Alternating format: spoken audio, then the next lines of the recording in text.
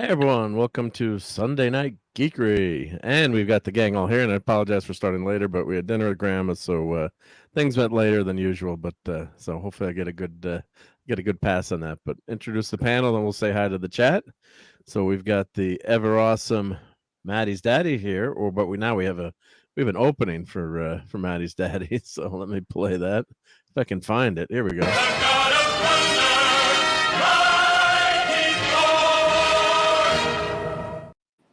Yeah. So hail to Thor. Thank you. Welcome.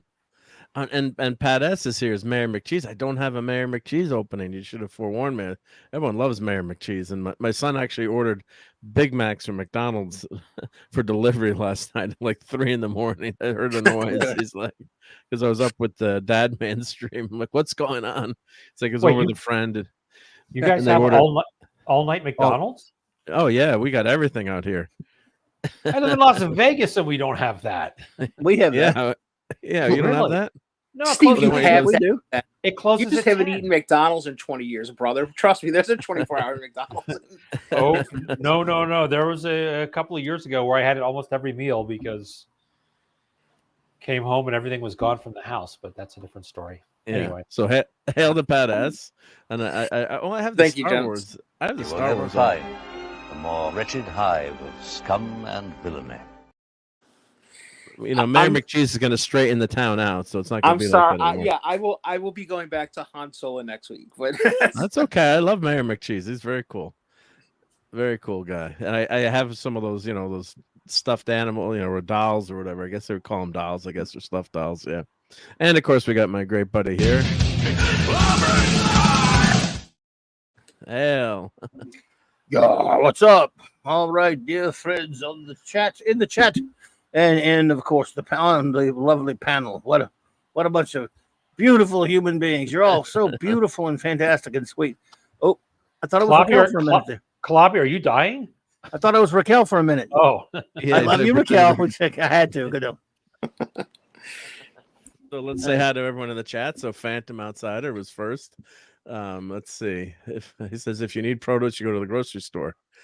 I said I need a producer because I had the Tuesday Night Geekery up. And Geoffrey says I missed the last 2 weeks, but now it looks like you'll be talking about providing spoilers for Blue Beetle.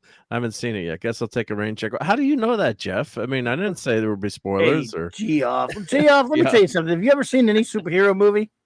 If you've seen one, all the other ones are spoiled. Yeah. I don't know if I'd go that far, but anyone in the last 5 years.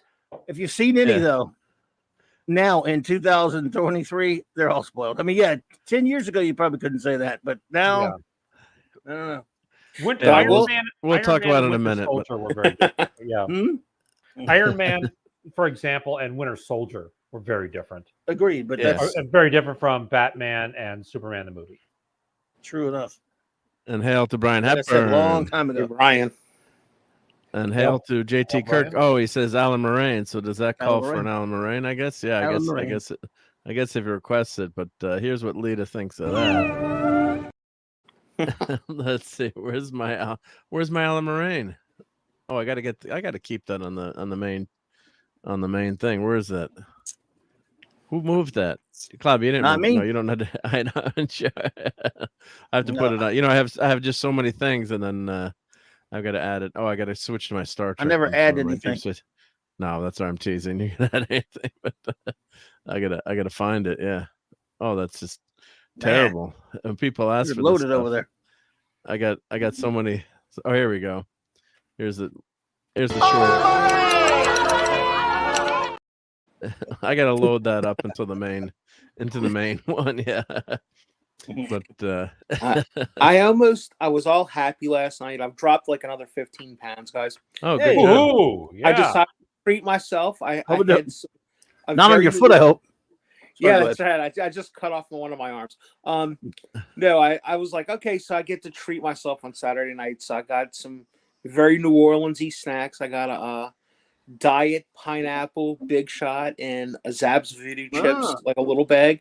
And for some reason, like my thing to go to right now for chocolate is plain M&Ms, which makes me feel like I'm 6. Huh. But I mean, But then again, I was a Hershey bar too before. I can relate so to it was you. like the 1940s or something for me. I'm a pretty plain Jane guy.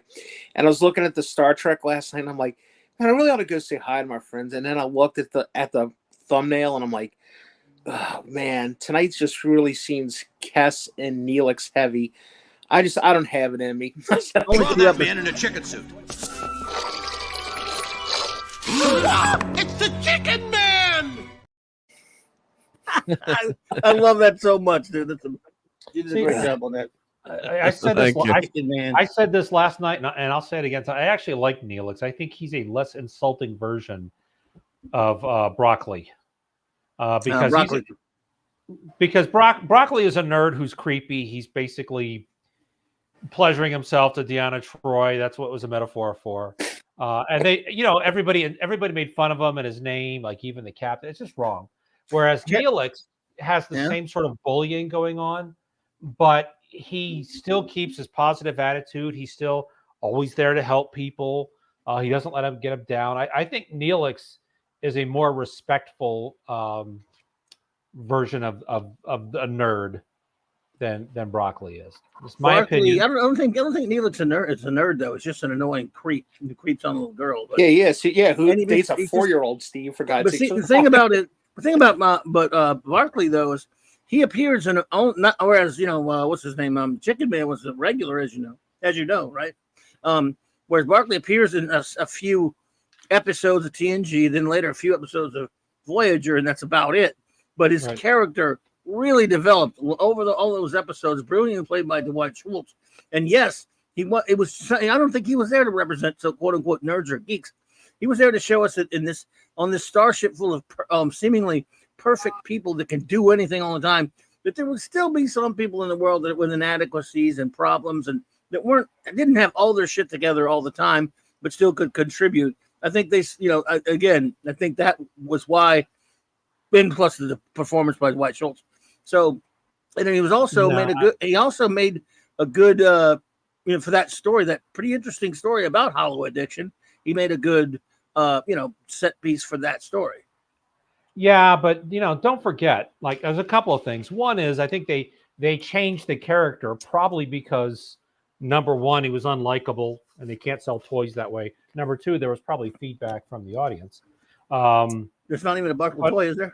But also, I don't know. But also, there's a Broccoli toy. Yeah, they had action figures. Oh yeah, there's an action figure store. Yeah. Okay, they, go ahead.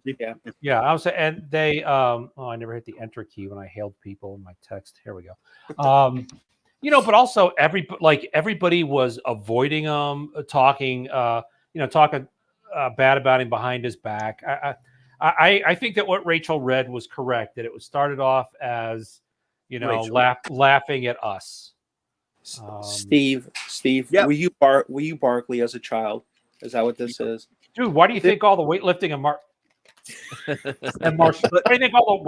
martial arts and wrestling and stuff? Yeah, but the character, I don't know, the character developed. He became a beloved character, and he was there. As did I.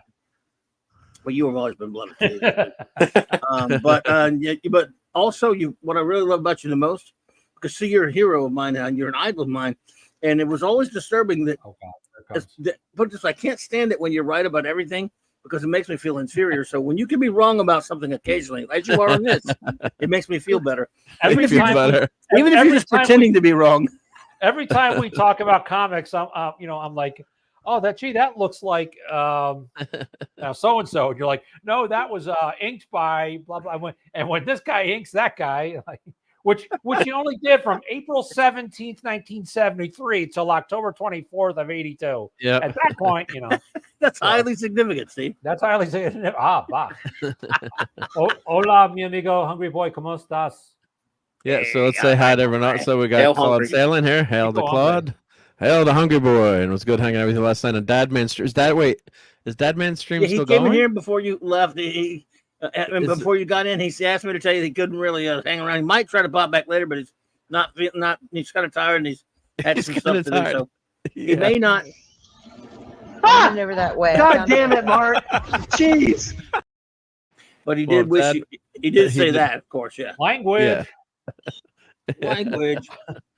Yeah, because Clobber Toms and I were talking last night after the Star Trek show, and there we go, language. And I gotta clip that. That's another one to clip.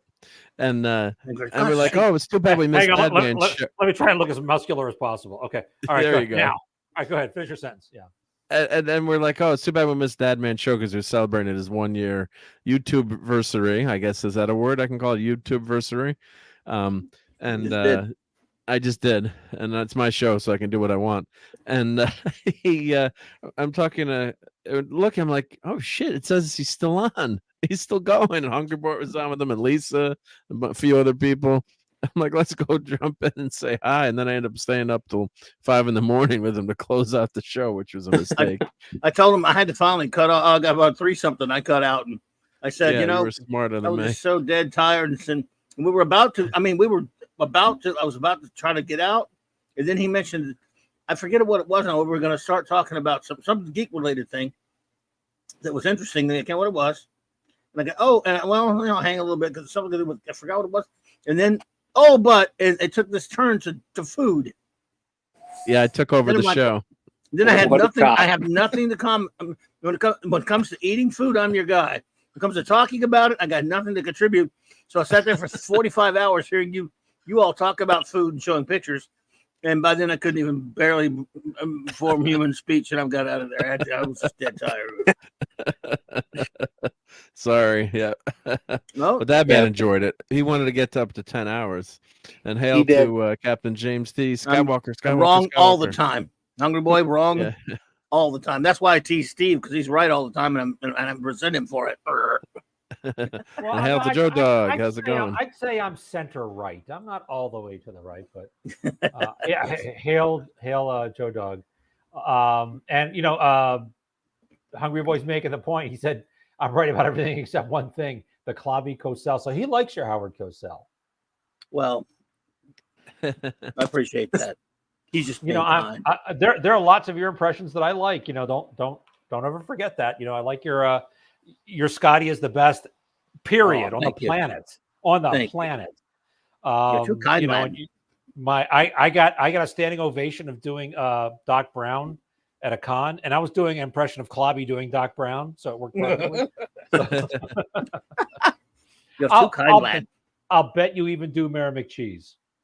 I don't know how. I would have to hear him.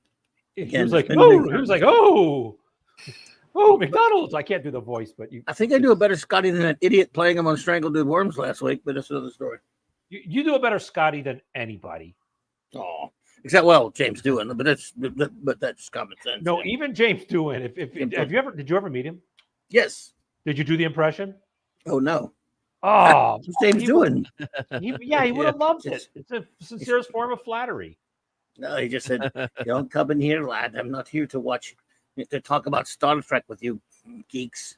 That was in I met him at a couple cons, but especially in New Orleans in 1984. No bloody A, B, C, or D. All day long I'm still doing my family tree, and all day long it's more royalty, Scottish stuff. Yeah, I can't believe how Scottish I am, and I never knew it. All royalty. I found about 90 knights now, dukes, earls, all kinds of stuff. But I'm wondering if I should be offended by the Scotty impression. I don't know. You should be, Steve. Oh, that's a Canadian Irishman doing that, dude. It's like he's making fun. Yeah, apparently it's right on, because I've heard. Actually, I've got a buddy who's from Scotland, and he sounds like Shrek. Nicest guy in the world. But he said that James Doohan's. He said that the only 2 good Scottish accents he ever heard were Scotty and the janitor from The Simpsons. He said that's right on the money. Hail Lunrod. But if anybody saw did anybody see my Facebook post about what I found today? Didn't catch it. I did a screen capture. I can't freaking. I couldn't make this up. Oh, Clobby, I'm also a Hutt. As in Jabba? I have an ancestor's name Hutt. Hutt. Oh. Yeah. The Hutts are gangsters. Yeah, I have a Johann Schmidt. Oh wow, Red Yeah. Skull time. Red Skull. Yeah. So No. did you find it, Mark? No. Oh, let me go to. No, I can. I'll hold just. on. Yeah. I can just tell you, Or share it. Just share it. Yeah. We're gonna write a book called Steve Mitchum's Apocalyptic Life. dude. So, That's a book called Doc Savage's Apocalyptic Life. Remember that by Philip Jose Farmer, where they trace his lineage. Anyway, are there any Dukes of Hazzard? I wish there were. That'd be so cool. So my 15th great grandmother was Anne Boleyn's sister. So my 15th great grandmother's niece was Elizabeth I, the first woman to rule England. But what's really cool is one of my ancestors, my 13th great grandfather, one of them, example, you have hundreds of when you get back to like 10 or something, was the Sheriff of Nottingham. You can check out I did a screen capture. I'm not making that up. The Sheriff of Nottingham. But wait, Hail the what Claude. Sheriff of Nottingham? There were lots of. Was he the sheriff when? No. Lionheart was off fighting the Crusades, or was he like the sheriff? He was about 100. He was about 100 years later. Okay. and something people didn't realize back then. But by the Lionheart is my relative too. Did you know that the Sheriff of Nottingham used to make his deputy keep his sword in his top pocket? Oh boy, this is a joke. Okay, go That ahead. is Why? true. Why? He Why, Clobby? And he only had one sword. You only have one sword. That works too. One sword. I don't get this joke. Shazam! Well, remember he used to make Andy used to make Barney keep his bullet in his front in his top pocket. Yeah. That's awesome. And he could only have one. Come up. I'll bet you do Don Knotts impression too, don't you? I don't do as good as I'll tell you what. It's Claude Parrish. He does a great job. He does a great job. Claude does all the voices better than me. I'm nothing. He's a pro. But Well, yes, it's gonna be a hot show, Barn. Hot. remember that episode? There was an episode where Hey, Claude's here. he's here. That's what I'm saying. He said his There's an name in there. Boom, minimus. There's an episode where Opie Opie tells Barney what the Robin Hood story is about, and he's telling him about how the sheriff was the bad guy and all this stuff. And so he goes to tell Andy. I had to set him straight, of course. He says, "No, that's exactly what it was, Barn. The sheriff was fat and stupid, and they were all the bad guys. Well, that's nothing to be teaching kids about." He was bitching about the story of Well, And hail to Don Ranger Power. And he says, Midnight's Edge After Dark weekly wrap-up raid. Thank you for that. Yep. Hell, Clobby and all, and happy National Radio Day. Hope everyone's day on the day 20 of Jack Kirby month and Power. I didn't know it was Power Rangers month too. I didn't know that either. Oh, he did tell me. know. Yeah. And hail to Larry. Larry. Clobby, I almost sent you a screen grab because I'm a Kirby as well. But then I realized he's not. His name wasn't, Kirby. Kurt Bird. So I didn't do it. But yeah. So anyway. Yep. Cool. Still. Hungry Boy. I'm also unfortunately a direct descendant of King John, or AKA Prince John, from the Robin Hood thing.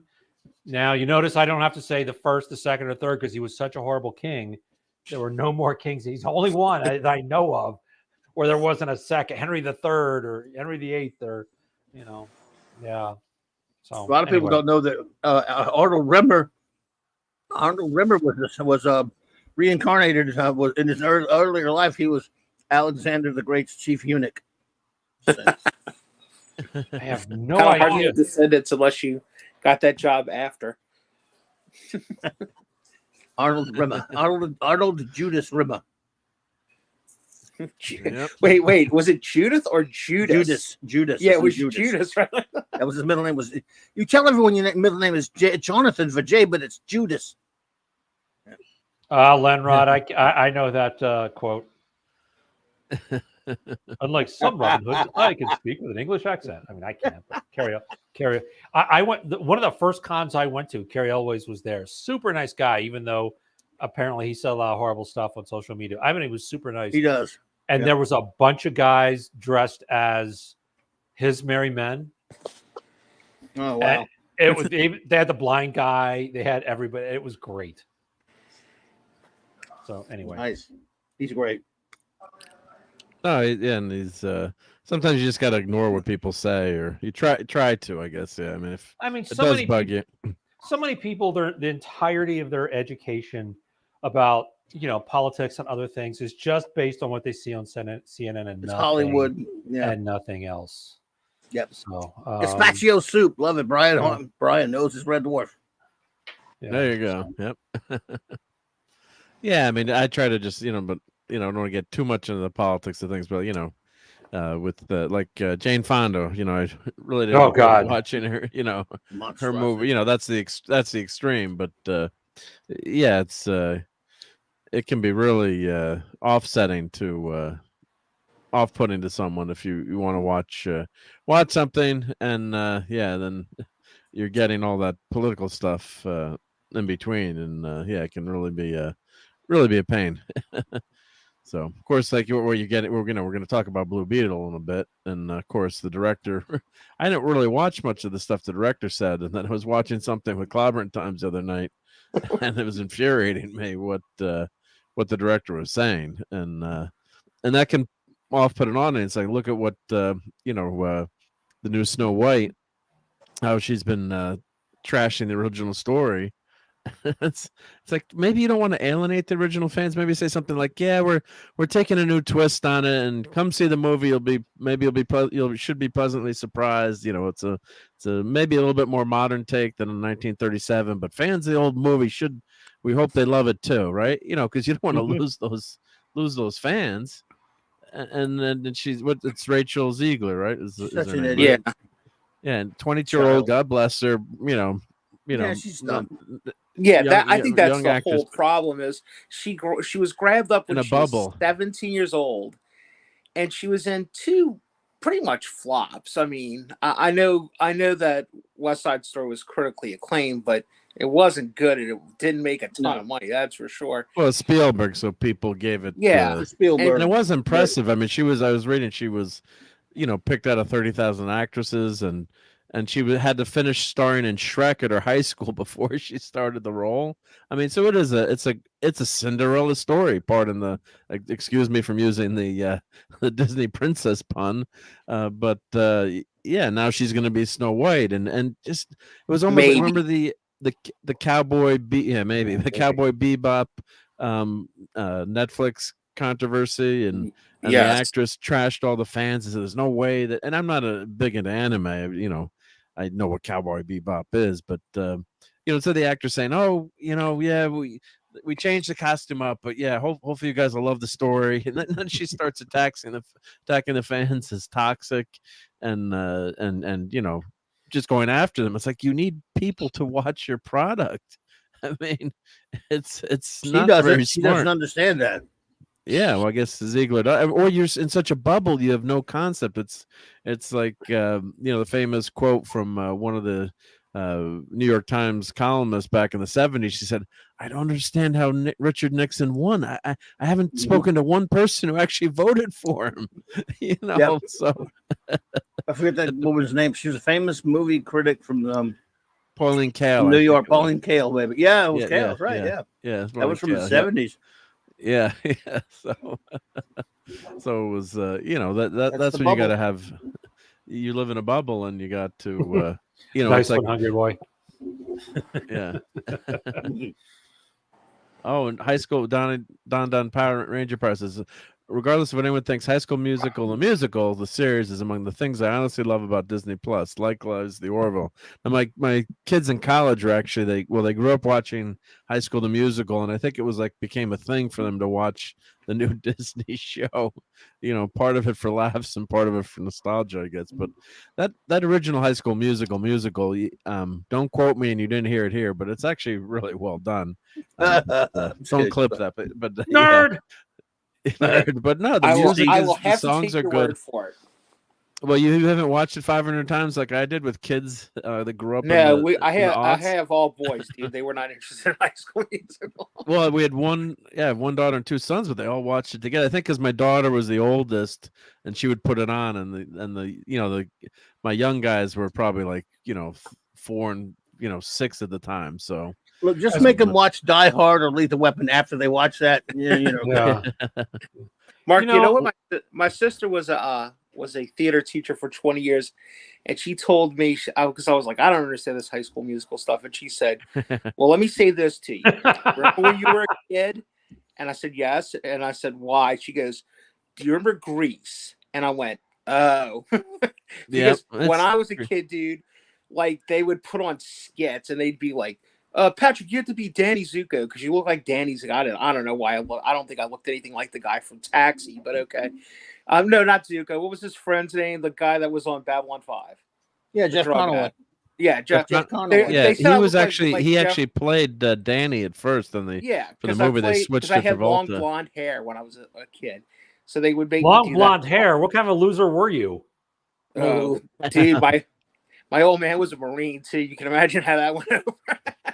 You see why I can make the joke, right? Because I think that's what Claude's joke is about. So I think he's making fun of my hair. Steve, my hair is no longer long nor blonde. I can tell you that. Buddy. I didn't picture you as a blonde. You don't have a blonde. I am not a blonde, brother. But I'm not a brunette either. I'm kind of like just a mousy brown haired guy. Actually, I'm a kind of a mousy brown gray haired guy now. I got some streaks going. I got that. I'm trying to go for like that Reed Richards look. I just want to have it like right above English gray temple. Yeah. You're no longer legally blonde. Women love the salt and pepper look. So, that's what I hear, man.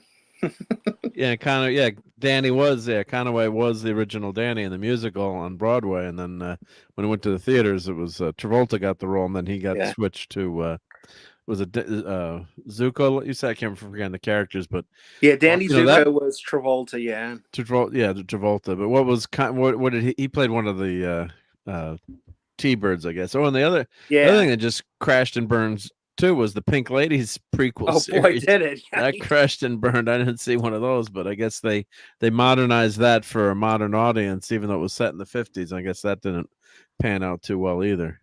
I have to say though, if you're a fan of Conway, you could find this on a couple of different platforms. Go back and watch the first 3 seasons of Taxi. That may have very well been the best show on television. A funny show.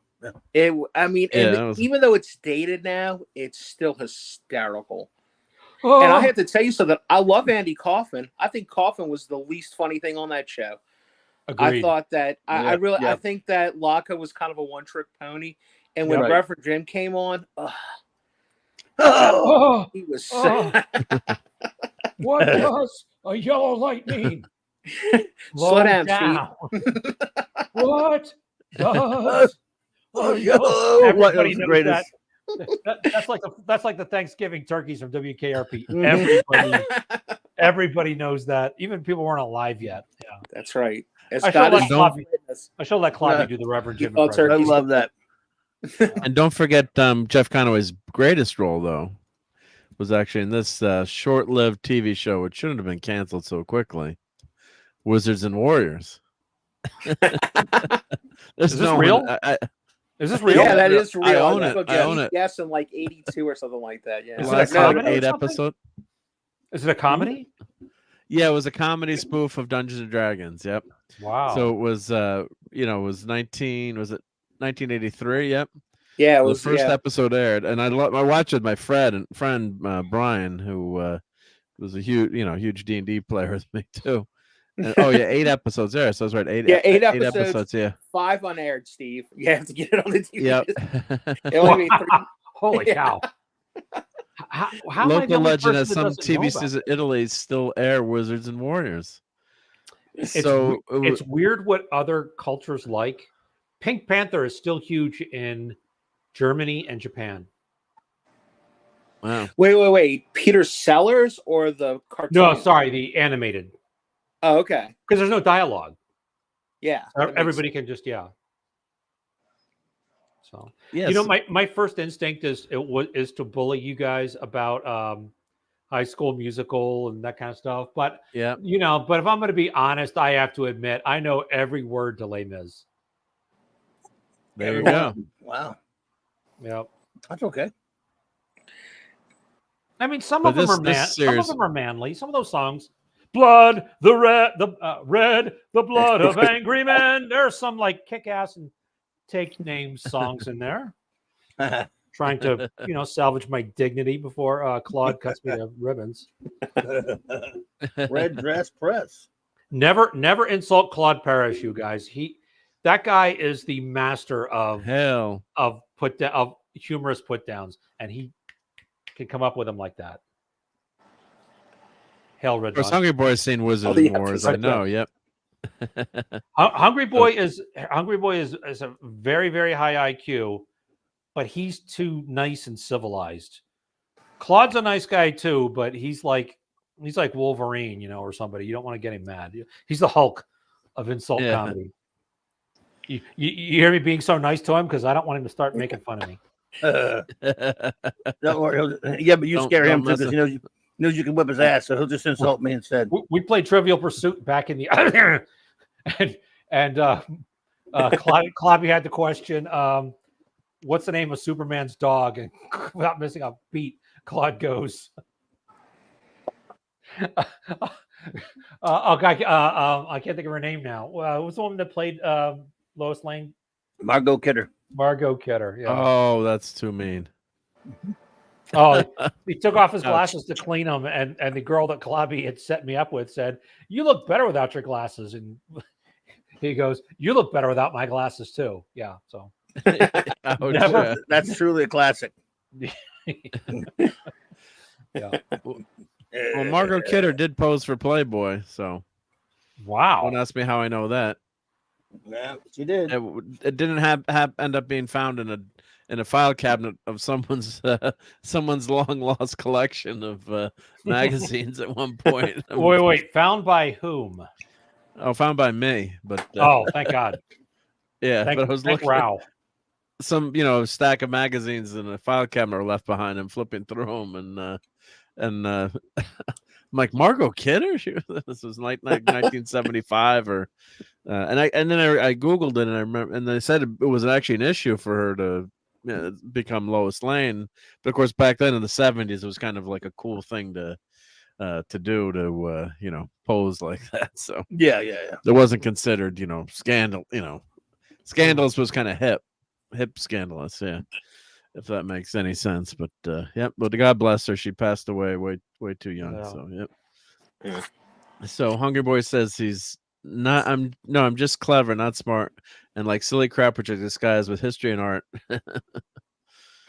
Well, yep. The rest of us have to get out like a thesaurus to understand you, Hungry Boy. Yeah. Unfortunately, the thesauruses are extinct. Let me tell you guys something that'll make you a little sad real quick before we go into this. My nephew, he's been working like a dog. He's studying to do the paramedic thing, and he's in his like 4th month of being an EMT. But when he comes home, he's been watching like 2 hours of TV, then he goes to sleep. So Friday night before he's going to work, he walks in and he goes, "Hey, Uncle Patrick, I just finished that show you recommended to me." I'm like, "Which one, dude?" And about a year ago, I told him, I said, "Dude, you need to watch Firefly. You need to, you'll get a kick out of it." Blah, blah. He goes, "Man, I loved it. I watched the whole thing."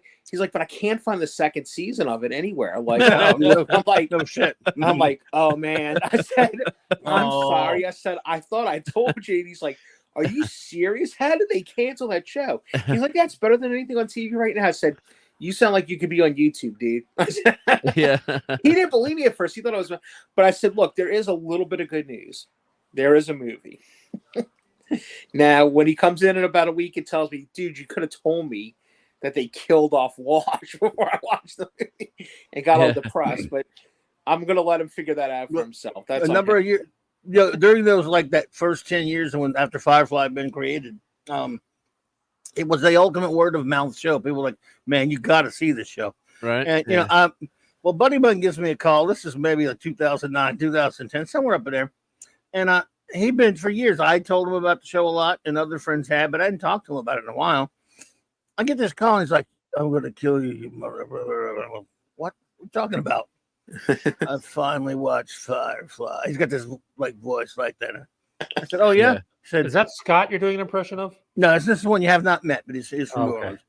So he tells me, "Yeah, you and my brother-in-law wouldn't shut up about Firefly, so I watched it, and that's all there is. The movie, I need more. I need to understand. It cannot end that way. I have to have more. You son of a." Welcome to the club. Send him a DVD of the only season of Police Squad.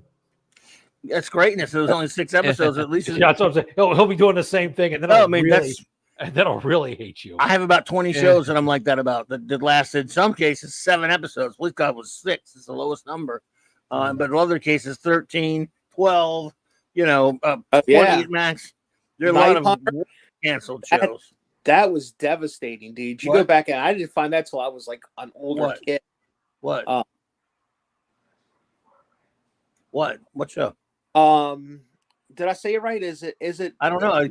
Night Stalker, right? The Kolchak the Night Stalker, only one season, 27 episodes, but there were 2 TV movies before that. But they were great. The movies are the best. 20, yeah. But still, it is too short of a show. But basically, at least that ended for fairly decent reasons, because basically, guy that plays, was he sick? No, he basically said that we thought we kind of did all that we could. There really weren't a lot of stories we could find to do. And we didn't want to just keep going without something that really felt right. And we're going, well, that's a decent reason to stop something. Plus 27 episodes. That's like 4 seasons of a modern show today. I mean, back 3 then, seasons. yeah. Back then, it's 1 season or a season. I think it was plus 23 or 24. I can't remember how many more. But you had the 2 movies. Only because there were some episodes. I loved it all. But most of it was because he's such a great character.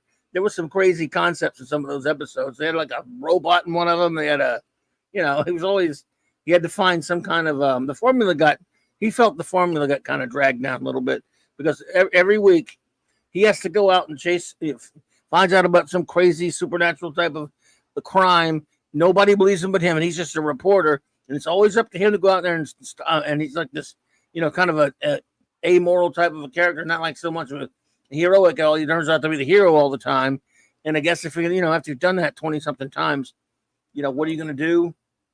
And so you got to give him some credit that some things don't need to go on forever. Even though I love the show, I wish we would have had more, but Yeah, I found out the other day, one of my all-time favorite shows was Miami Vice. And I found out that the producer, the guy who directed most of the episodes, not all of them, obviously, because how could you direct them all back then?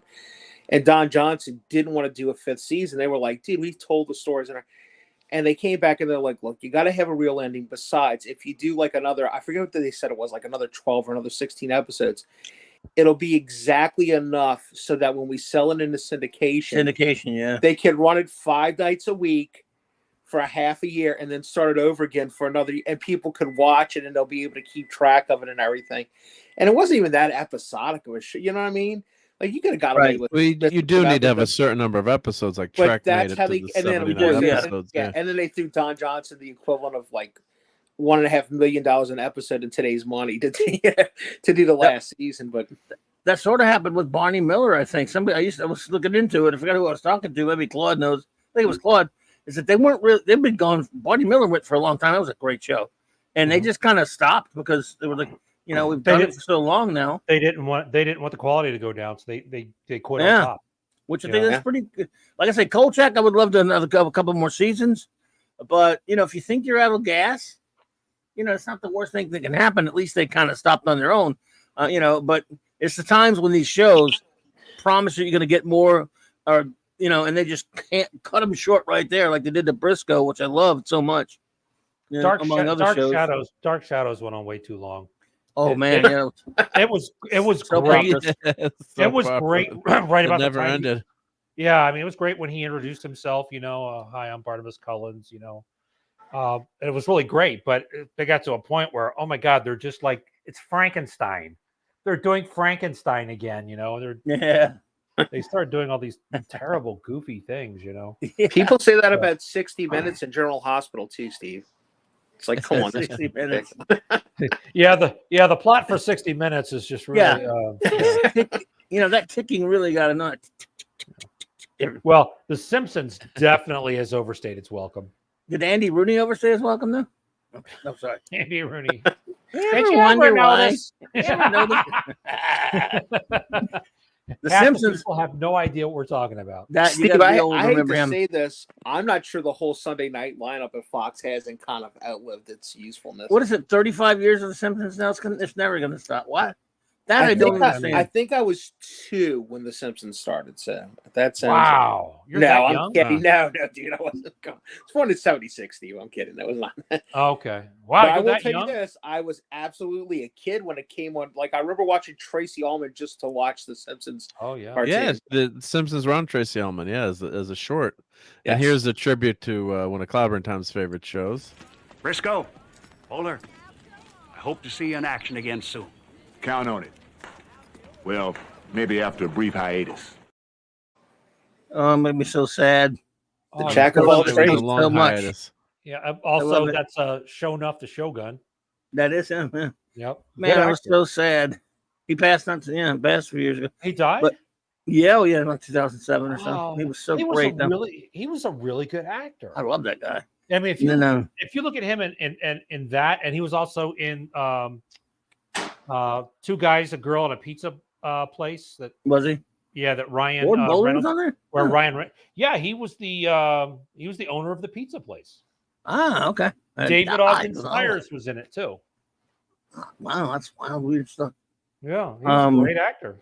Yes, he was. Poor old Never Ward made- Bowler. He just never got his, they look for certain types and they stick with those types no matter what, The saddest will always be Probe for me, but it's right that Briscoe's right there with it, and there are a couple of others.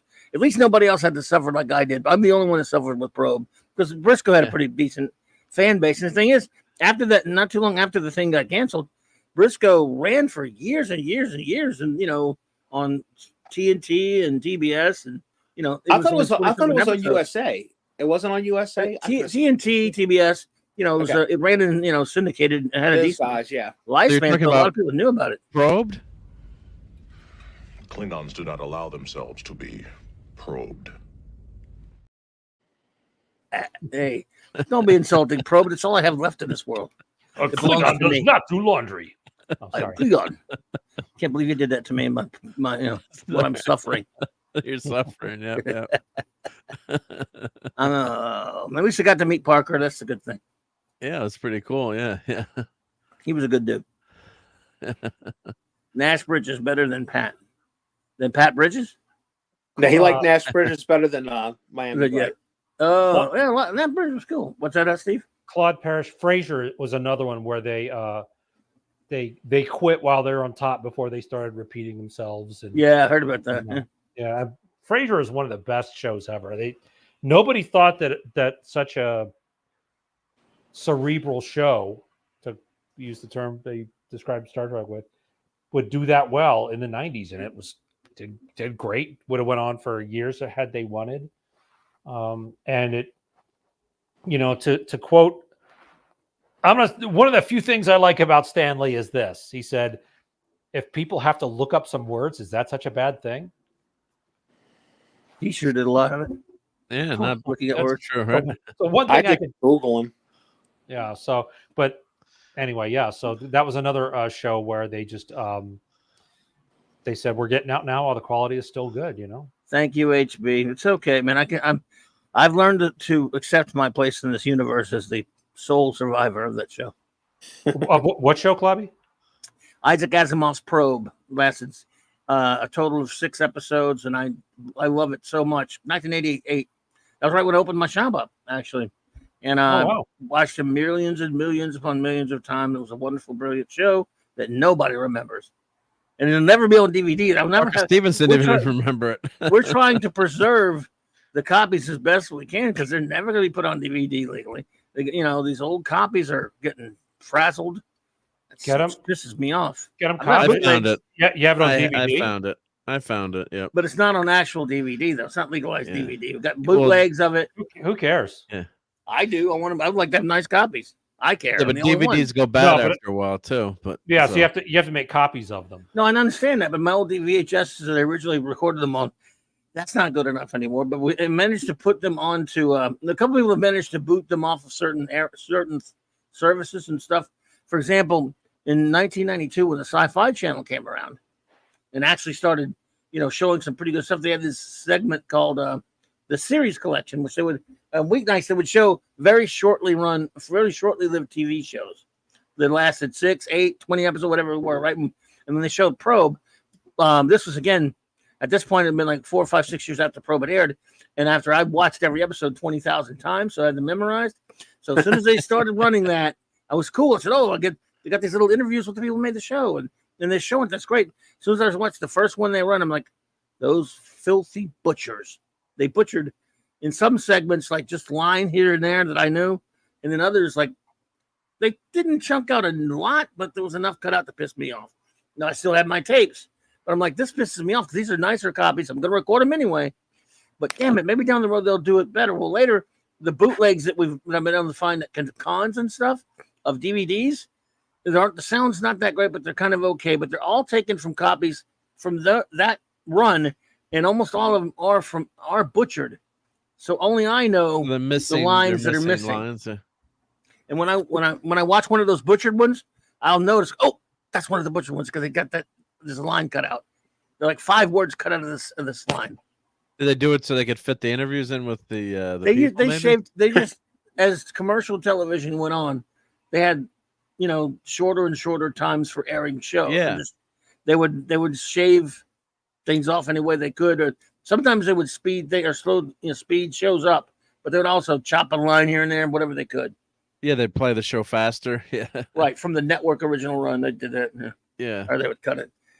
I heard they were rebooting Frasier at one point too. Yeah, I heard that. Yeah, I don't know if it's still happening or there's a strike now. But the only one who's interested is Kelsey Grammer. Everybody else is nobody else is on board. I think since John Mahoney died. Yeah, he passed away. Yeah. So I think everybody else is like, I don't want to do without him. Can't blame him. Yeah, I mean, I see both sides, but for Kelsey Grammer, it's like, this was a big part of it's probably the best time in his life. He went from being an extra that's just supposed to be in one episode and, struggling to find work to boom, the biggest thing on TV. It was probably the best. Money was rolling in. He probably got to live out all of his life's dreams. He probably went everywhere in the world that he got to play Beast. He got to play a captain on Star Trek captain. If I ever meet him, I'm going to apologize because when I said, "Oh man, the Beast, really? Do we always need Frasier to play every smart guy?" But I thought he did a great job. It was a different take than the movie was bad, but he was great. He was really good. Yeah. He was really good. The movie was bad. He was the one good thing in it. Well, Rebecca Romaine. Well, yeah, naturally. She was the number one in that movie. Mm-hmm. And he was great as a starship captain for 5 seconds. Yeah, they totally should have done a show with him. A Captain Bozeman or Captain of the Bozeman. Yeah, he's a guy. I mean, he's a guy that just he has that baritone voice and the confidence. He's a great voice. Yeah, he's very eloquent. That's a guy who would give commands and you would just do it. There's one line they messed up at the end of that episode. I'll always be aggravated. When he tells him, explains who he is to that ship from like 80-something years earlier or whatever, he goes, he should have said, I could hear those words. It should have been said by Kelsey Grammer, Enterprise. Well, that's Jim Kirk's ship. Yep. He should have said that. You're no Jim Kirk. You're bold. You're bold. Not that. Well, maybe not that line, but the other one. Yeah. And Night Court was really good too. Night Court was good. Yeah. And they rebooted Night Court, and I hear that it's actually good. I haven't watched any of the episodes. I don't know if anyone in the chat has seen that, but Claude, you can bet Claude's seen it, but I have not. But I hear it's pretty decent. It's just what's the point without without Harry? Without Harry, I don't know. Why would I want to watch it without? I know, Harry? but I hear it's good. Marky Post, Yeah, the only everybody on that poor show's dead, man. Larroquette's the only original person that came back, right? And maybe the bailiff. The bailiff is original too. All the bailiffs are dead except for Bull, Richard. Bull and Richard Bull Mall and Roz are still alive. Oh, okay. Roz is still alive. Just her career's dead, I guess. Just those three though: Larroquette, Bull Shannon, and Roz. And Larroquette's the only one that's on it. Yeah. They could get Data to come back and play that guy. Yep. We'd be pleased as punch to live in your trunk. JT, are you talking about the new Night Court? I'm assuming that's what you mean. The new Night Court. Well, Data, Brett Spiner, he had a recurring role in the original one, right? Yeah, he was hilarious. Before TNG. Do you know what I'm talking about, Mark? I don't know if I remember him being on that. Are you kidding me? I've probably seen it. I've probably he was seen it, but I'm great. forgetting He it. played was this good. Appalachian redneck in New York with his family, and they were always like, "Okay, what are you in for now?" Oh, they were all sleeping in a an igloo chest or something. The whole family. Yeah. Yeah. He was a regular on the show all the time. Yeah, and he talked like you know what the voice he did, Clobby, I think was the same voice. Bob Wheeler. There you go. Bob Wheeler. Same voice as what? As when he a fistful of datas. Oh yeah. I think he probably need to use that voice over again. Yeah. Also, Lou Ferrigno was in it in one episode. He played really. I don't know. He played a professional wrestler called the Klondike Butcher, which is Harry was a fan of his, and that's why he. Steve, who was Harry's biological dad? In the show or in the show? Yeah, Mel he was on Torme? a few episodes, dude. No, wasn't Mel Torme. I know he loved Mel Torme. Mel Torme was Mel Torme. Yeah, he played himself. Yeah.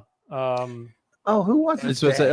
And JT, and you should have known him. Obviously, it was the new one, but yeah, nothing. Yeah, Steve, Bobby and Steve, I'll give you the line. See if you can remember. I can't remember. But I'm feeling much better now. I need a hint. What's Harry's real last name? Harry Anderson. Harry Anderson. Yeah. Yeah. Right. But I'm feeling much. Somebody died, and I feel much better now. Oh yes, that's right. John Ashton. John Ashton played his John dad. Ashton was his pappy? Buddy. Yeah, he didn't find out it was his dad till like 10 episodes after he was on. Yeah, he was his mom's friend, but he didn't want to tell Harry that he was his dad because he was afraid, because he was crazy, that it might cause Harry problems being a judge because they met in an insane asylum. Yeah, there you go, Phantom Outsider. Gotcha. It's funny how everything is connected, because John Ashton briefly played the Riddler. And Lou Ferrigno played the Hulk. Brett Spiner played Data. Mel Torme's son wrote for Star Trek. Yeah. And Sliders. Weird. And then they did have an episode of Night Court where they had brought in two nerds who had gotten into a fist fight over who was a better captain, Kirk or Picard. Yeah. So it's also and Richard Mall. I was gonna say that's the link I forgot. Richard Mall was the voice of Two-Face. So you had all these characters, Two-Face and the Riddler and all these people. So it's all Hail Antiderivative Jill. Hail Antiderivative. She doesn't. That means she is not in favor of derivative things. The old head. Red Dress Press, you don't love Wednesday? Wednesday? You know what the best thing what's the girl from Wednesday's name? I mean, the new show? Yeah, the show Wednesday. Oh, the actress, you mean? Yeah. Jennifer Ortiz? Or Ortega. Jenna Ortiz. Ortiz? Okay. It's Ortiz or Ortega? You know what the best thing that ever happened to her was? Rachel Ziegler. Remember how everybody was dogging her? Yeah. And Ortiz she's like rewrite stuff, and she's disrespectful to writers. And then here comes Rachel Ziegler saying all kinds of dumb stuff.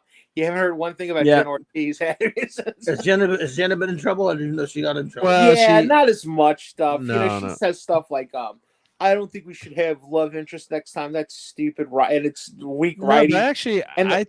I actually liked what she said, though, because she was, as her interpretation of the character, she said, I don't think the character would do that, and let's not go there. And so, I mean, right or wrong, I don't necessarily disagree with you. I think writers are dum-dums nowadays, so I think anything like that is okay with me.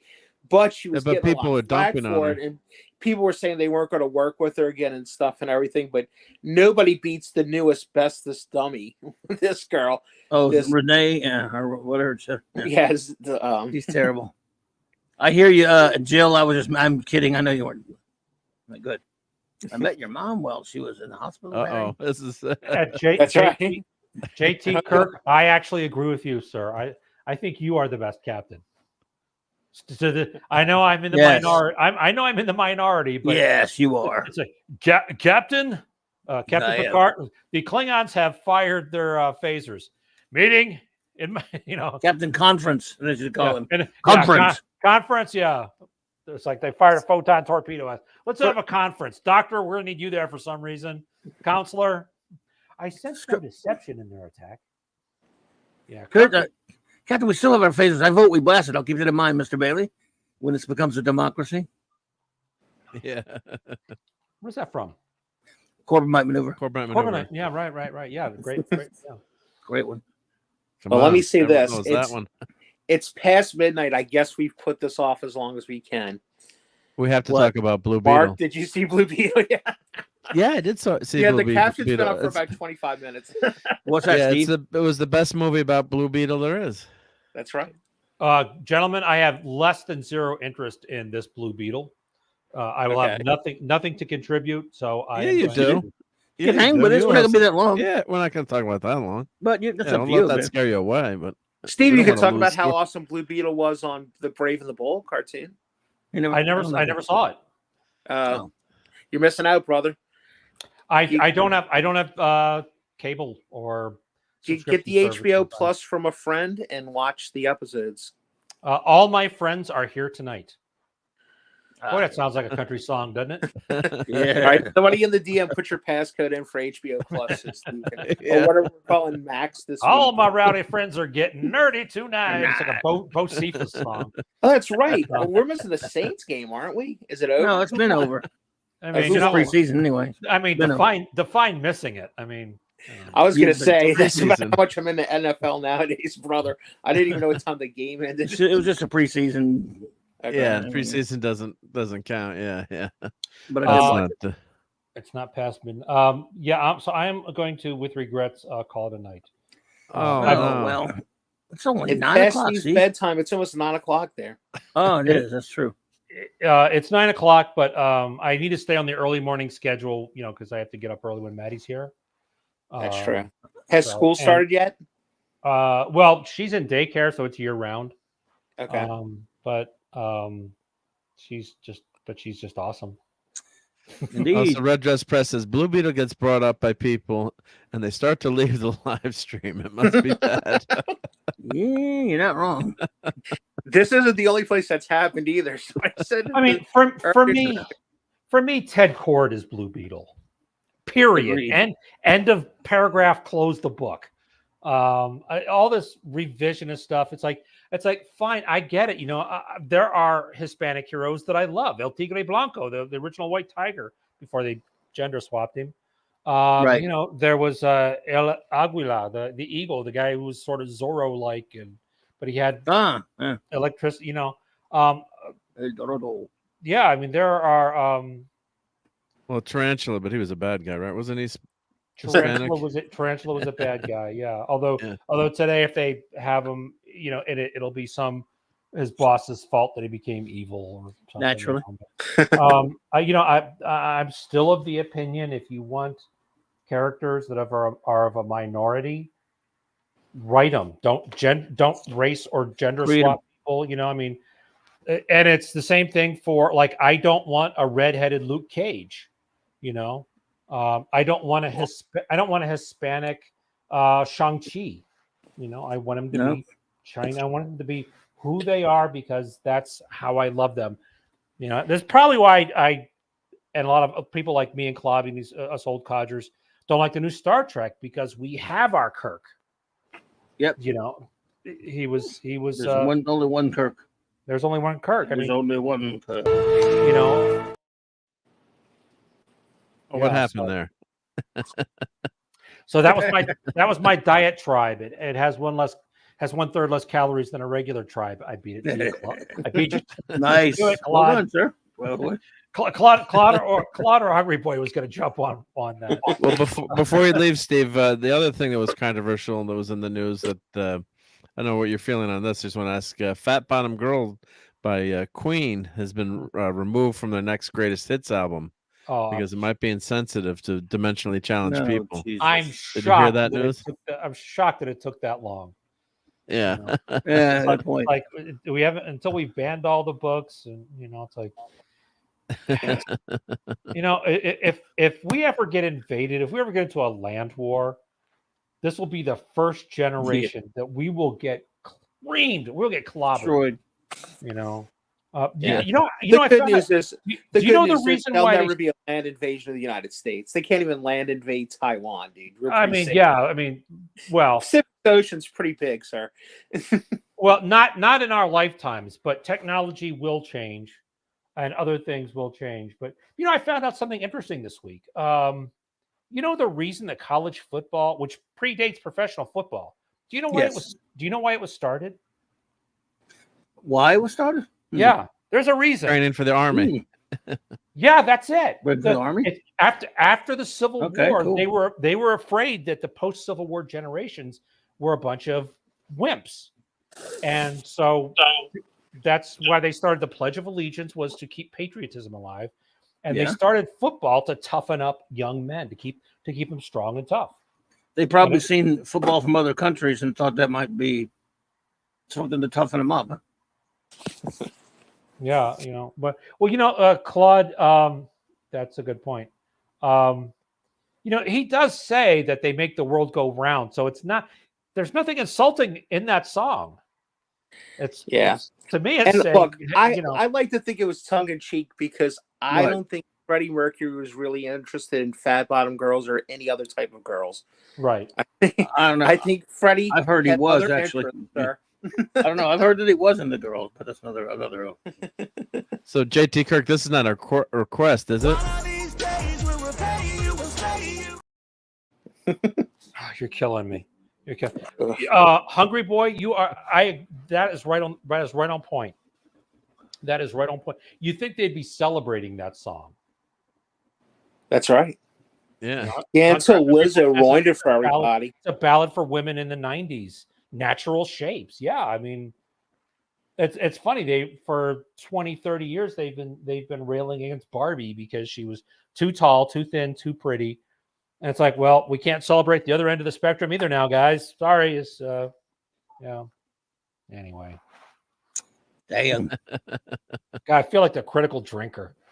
If I could do a Scottish accent, I'd do it.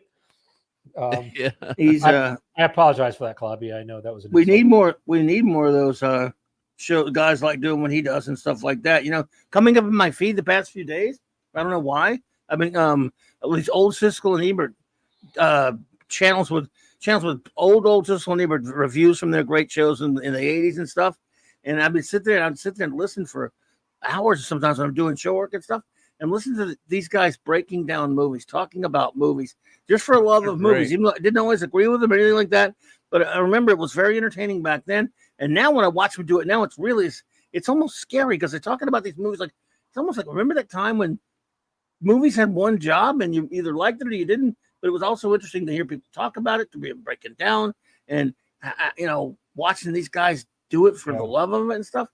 There are no critics like that anymore, none, because they were brutal. And remember, a lot of the times they weren't given previous screenings and stuff. They had to pay to go to the movies. They went to see the movie, because they were going to be honest, and people didn't want to pay them to go see their movies.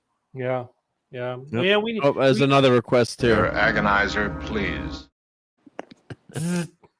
Yeah, we do need guys like Critical Drinker and others to point out, when modern audiences, modern women who are complaining about, like, what's her name, the first action hero, Jennifer Lawrence.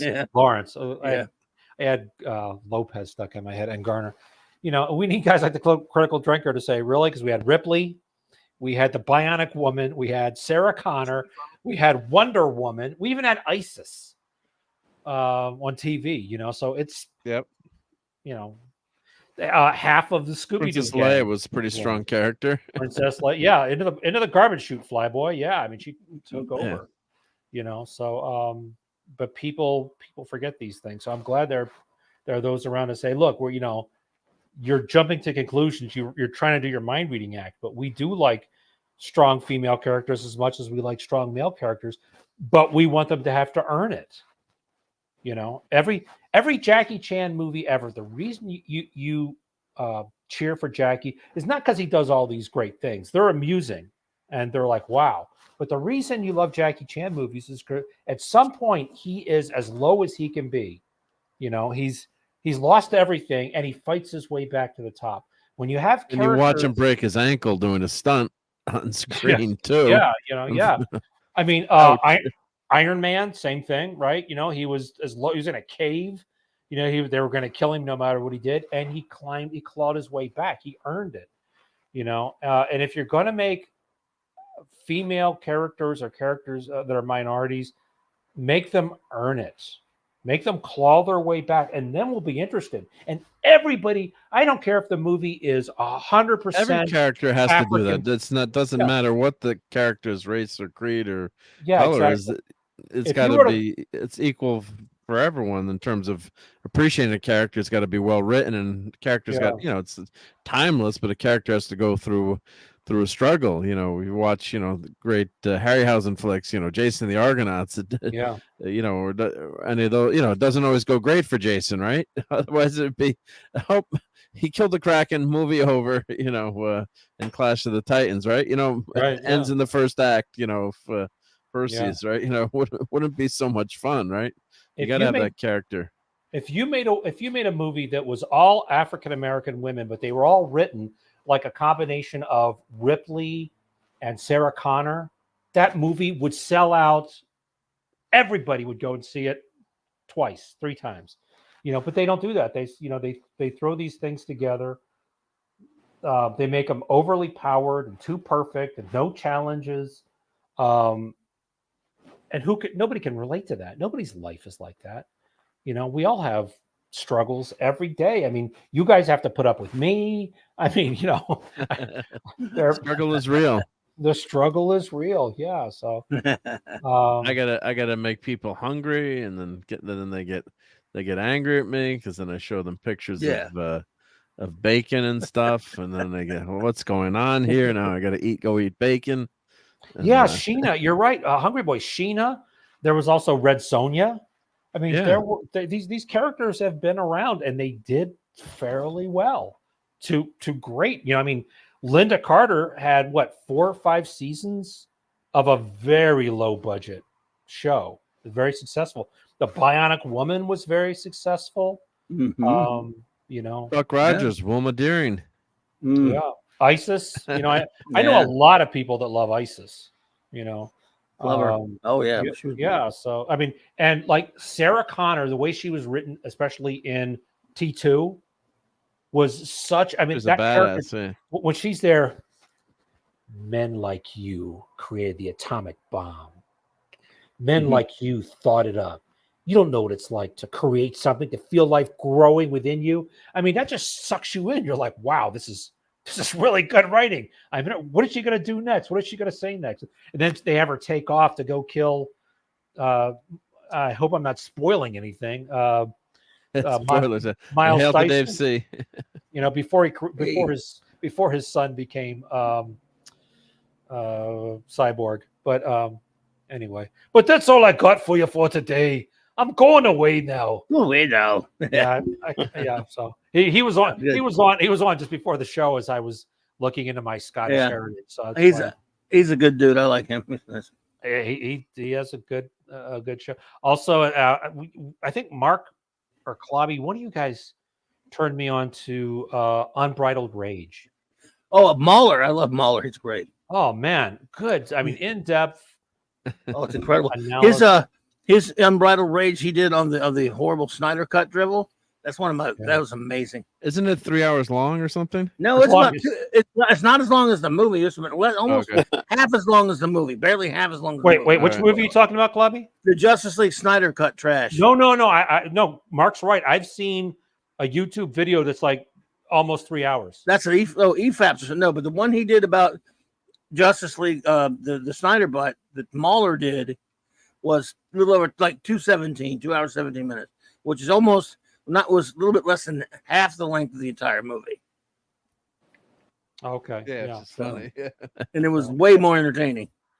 I remember when that came out, and I started watching it like 3 a.m. or 4 a.m. And I'm like, oh my god, it's and then he made it 4:3 instead of doing 16:9 or another anamorphic format.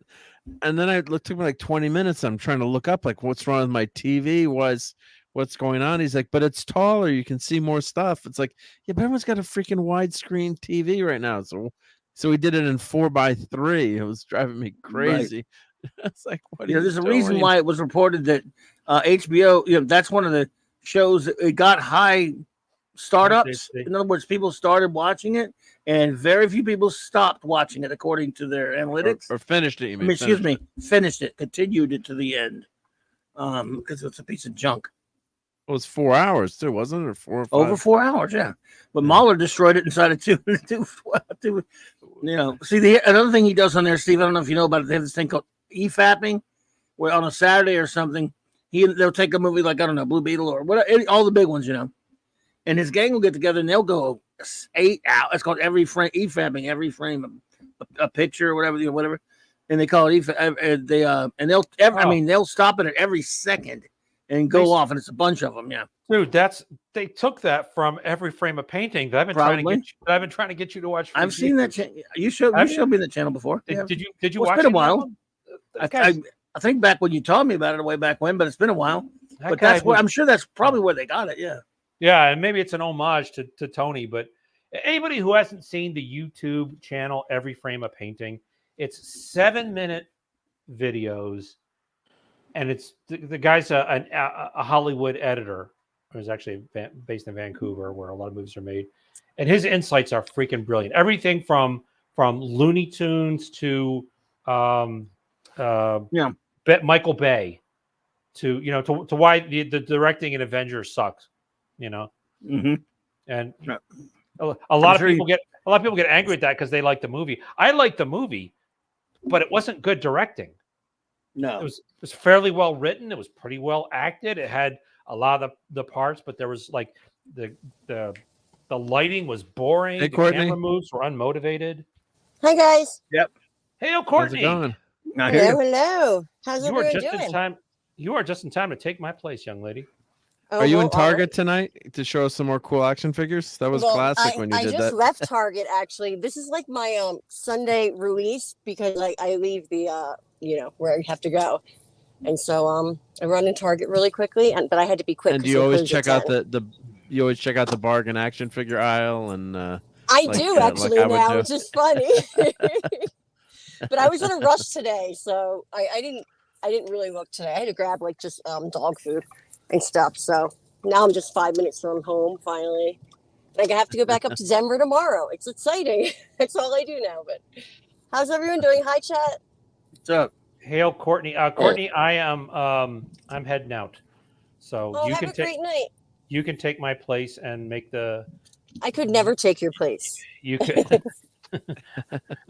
I could only succeed you, sir. Clabby.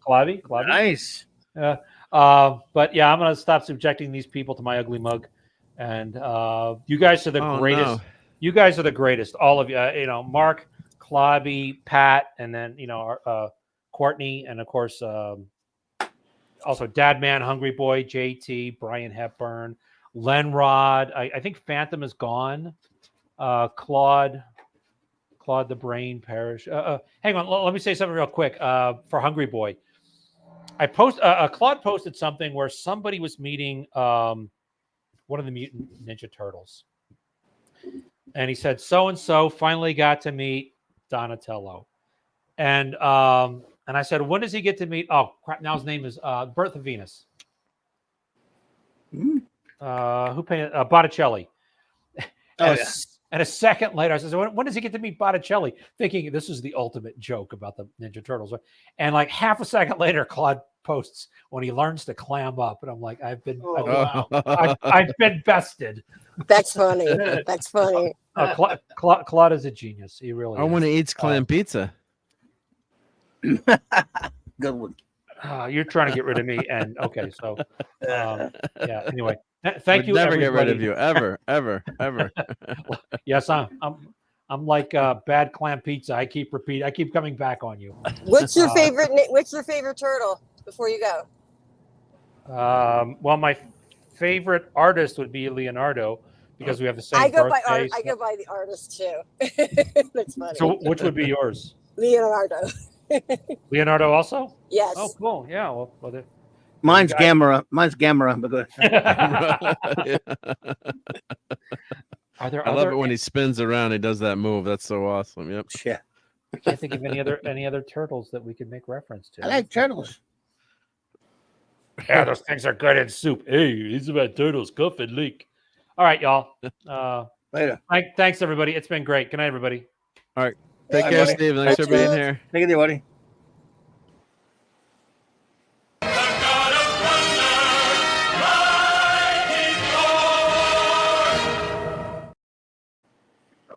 Good night to Steve Mitchum.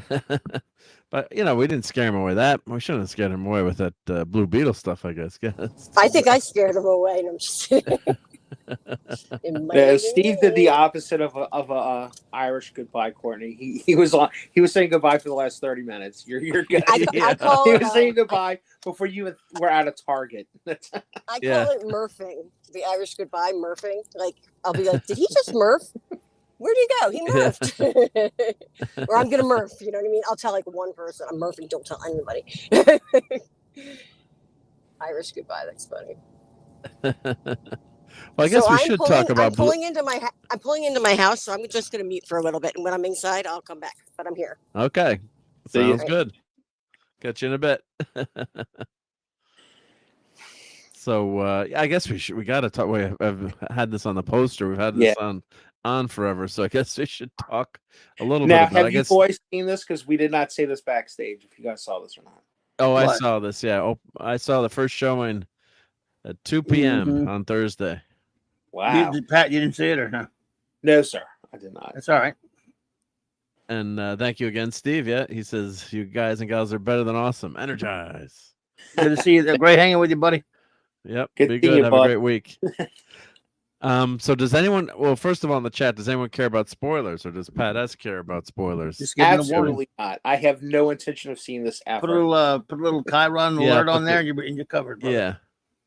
Yeah. But any in the chat care about spoilers? I just want to.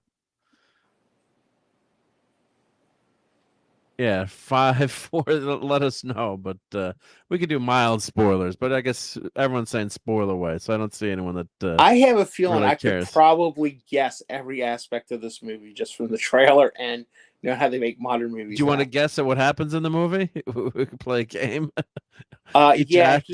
He comes home. He's down and out. He goes for a good job. He doesn't get a job, but he gets a piece of tech. And if this is like true to some of the story out there that was in the comics and all, it's alien tech. It should be, right? It's like a suit to take over the entire world, but he gets it. But because he's true of heart and he has his family's love and his love of his family, some people might see that as a weakness, but that's really his strength. And he's able to defeat the bad person or persons at the end, but yet they leave it open for more misadventures of Blue Beetle. Did I kind of sort of hit at least most of it? Pretty close, I would say. Yeah, I would say it's pretty close. Pretty much, yeah. So your son is a good boy, Claude. We all should hate George like that. He's a bad man. But yeah, I mean, it just unfortunately it wasn't just you're hoping, I was hoping it'd be good. First of all, I do like the character in the comics. It's basically a ripoff of Spider-Man, the young teenage hero. I mean, but of course, there've been plenty of young teenage heroes, but I think, Spider-Man's the quintessential one, I guess I would say that everyone would recognize. And Mark, just with all my joking, I must say, in all honesty, I would root for something like this in normal times, which I guess don't exist anymore and probably are never coming back. But I don't, for the life of me, understand how you cannot write an intriguing story about the reluctant hero. The reluctant hero is the most interesting character ever. It's why I liked Han Solo. All my friends wanted to be Luke Skywalker. I liked Han Solo. Han Solo is the reluctant hero, dude.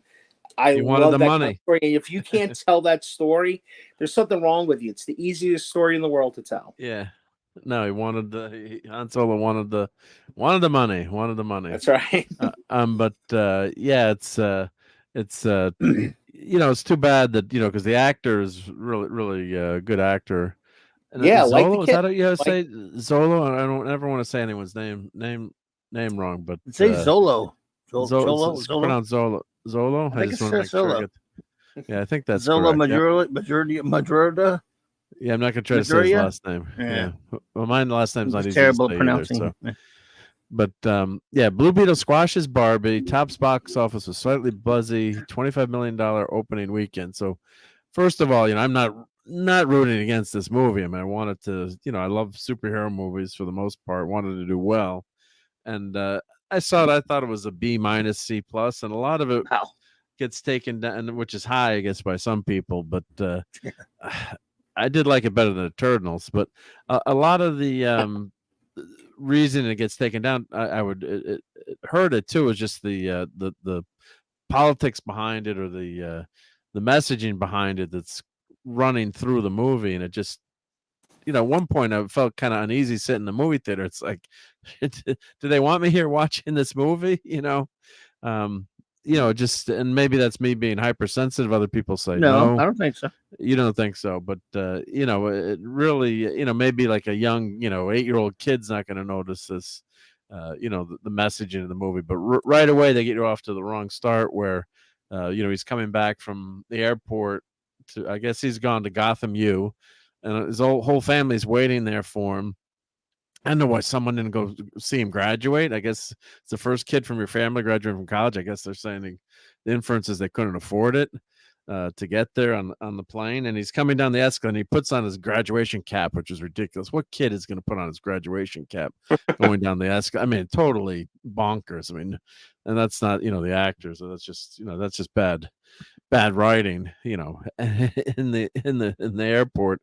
And he goes to the guy on the escalator. I was waiting. I thought it was gonna be like a cameo or something from an artist who worked on Blue Beetle.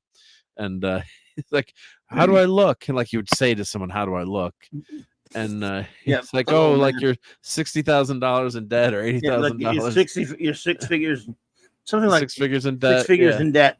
Yeah, yeah, making a like a loan joke, because the country's been going through that when they were, there's all that talk, especially when they were filming this. Couple years back, that was a big deal in the news, student loans and stuff like that, which is not true. as timely as today's headlines. Yeah, Blue Beetle. I mean, so yeah, is that in and of itself? All right, that's not that bad, but there's another line, like they're like, "Oh, you're the first person in our family to go to college," and my family's all immigrants, and my mom's the first kid on her and her family to go to college. And my grandmother actually was offered a free ride. She had skipped a couple of grades, and along with her sister, very, very smart. And the parents back then, they're off the boat from Italy, said, "No, the oldest boy, only the boy can go to college. You're not allowed to go to college because you're a girl, you're a woman." And they weren't allowed to go to college, and they had free rides. Because they had done so well in school, and someone that they were actually seamstresses, and they, very wealthy persons. I'm gonna make, you're very smart. Let's get you into college, and they weren't allowed to go to college. So, and then the one of the quotes in the movie was he said, "Oh, I'm the first person to go to college," and the sisters pitches and the last, kind of making like, there's no chance I'd get to, she could get to college. And it's well, please tell me this young man studied something that will make him money, like he became an accountant or went into one of the STEM fields, or no, he was with law, right? Was pre-law? They said it was pre-law. And then the other thing they got me too, yeah. So it's weird. Then they open the movie like, there's this. It's Palmer City or Palmera City, and I guess it's supposed to look like South Florida. It's I'm guessing that's, even though in the comic he lives in Texas. Right. Yeah. But I guess it looked like a South Florida. Yeah, it looked like Miami vibe, and you've got this gorgeous modern city with billboards and really futuristic looking. LexCorp. Yeah, LexCorp and Wayne Tech I think it was the buildings there. and signs and stuff. Cord tech. And then you've got a section that's obviously, the poorer section, and that's where Jaime lives. But they said, "Oh, we can't afford the rent. Someone just raised the rent three times. They're being evicted. They're trying to kick us out, right?" And then the next scene, they go to him, and they're making the segue was pretty funny. Like, someday I'm gonna have a house on the water, and have a view pool and all that, which was kind of cute. And that part I do like, is hey, looking up, where can you go, looking up in life, right, what you can achieve. And it turns out he's what is he, a maid or a cleaner, or looks just like he's cleaning. He's a cleaning kid, pool cleaner with the pool, not just like cleaning up basic stuff, like a cleanup staff with her sister for get this now, just so happens the primary villain of the film. So they're right there. Bum, bum, bum. By the way, I'm just messing around. If you don't have any kind of level of coincidence in a movie, you can't have a movie ever. So the silliness there, I'm just joking out now. Of course, they're there in the wrong place at the wrong time, or the right place in the right time. But yes, Susan Sarandon's character, Hillary Cord. Whatever face Cord. The baddie, big bad. Yeah, basically Ted Cord's sister is sister, twin sister. So she is running Cord Industries, and she's at her big, ridiculously expensive house that Jaime and his sister are working at, because her sister got him a job there. Gorgeous, yeah. Yep, amazing house, of course. And along comes. I'll let you go back to. I just want to add that part. Go ahead. No, that's important. Yeah. Along comes the sister, the daughter. Yeah, so they're both working there now. He's graduated college. Yeah, and I know, hey, sometimes you can't get a job right out of college, but they say it's like, how far in the future is this? A year in the future? What's happening between? There's no time lapse, but time has obviously gone by, and they totally dropped the eviction stuff about the house. And the other thing is, I don't know. They just said it was 3 months. I mean, they were 3 times. He hasn't been back that long. Yeah, but they don't have any time frame between. They don't frame it exactly, but he hasn't been back. You don't know what's happened, but it's obviously a time jump of some length into the future. You don't know what it is, but and then the whole thing about the Cord, allegedly Cord Industries is big evil corporation now, since Ted Cord's missing. Now he's gone.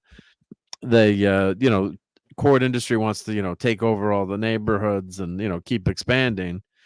And I'm like, well, wait a minute. They don't own the house. They keep talking about losing the house, but they're only renting. It's like, why don't they have them own the house and then say maybe the taxes are up, or or they're trying to seize it through eminent domain, like they did in Connecticut, the Kelo decision. But no, they totally drop that, and they say, they're just and they never mention the rent in the house again.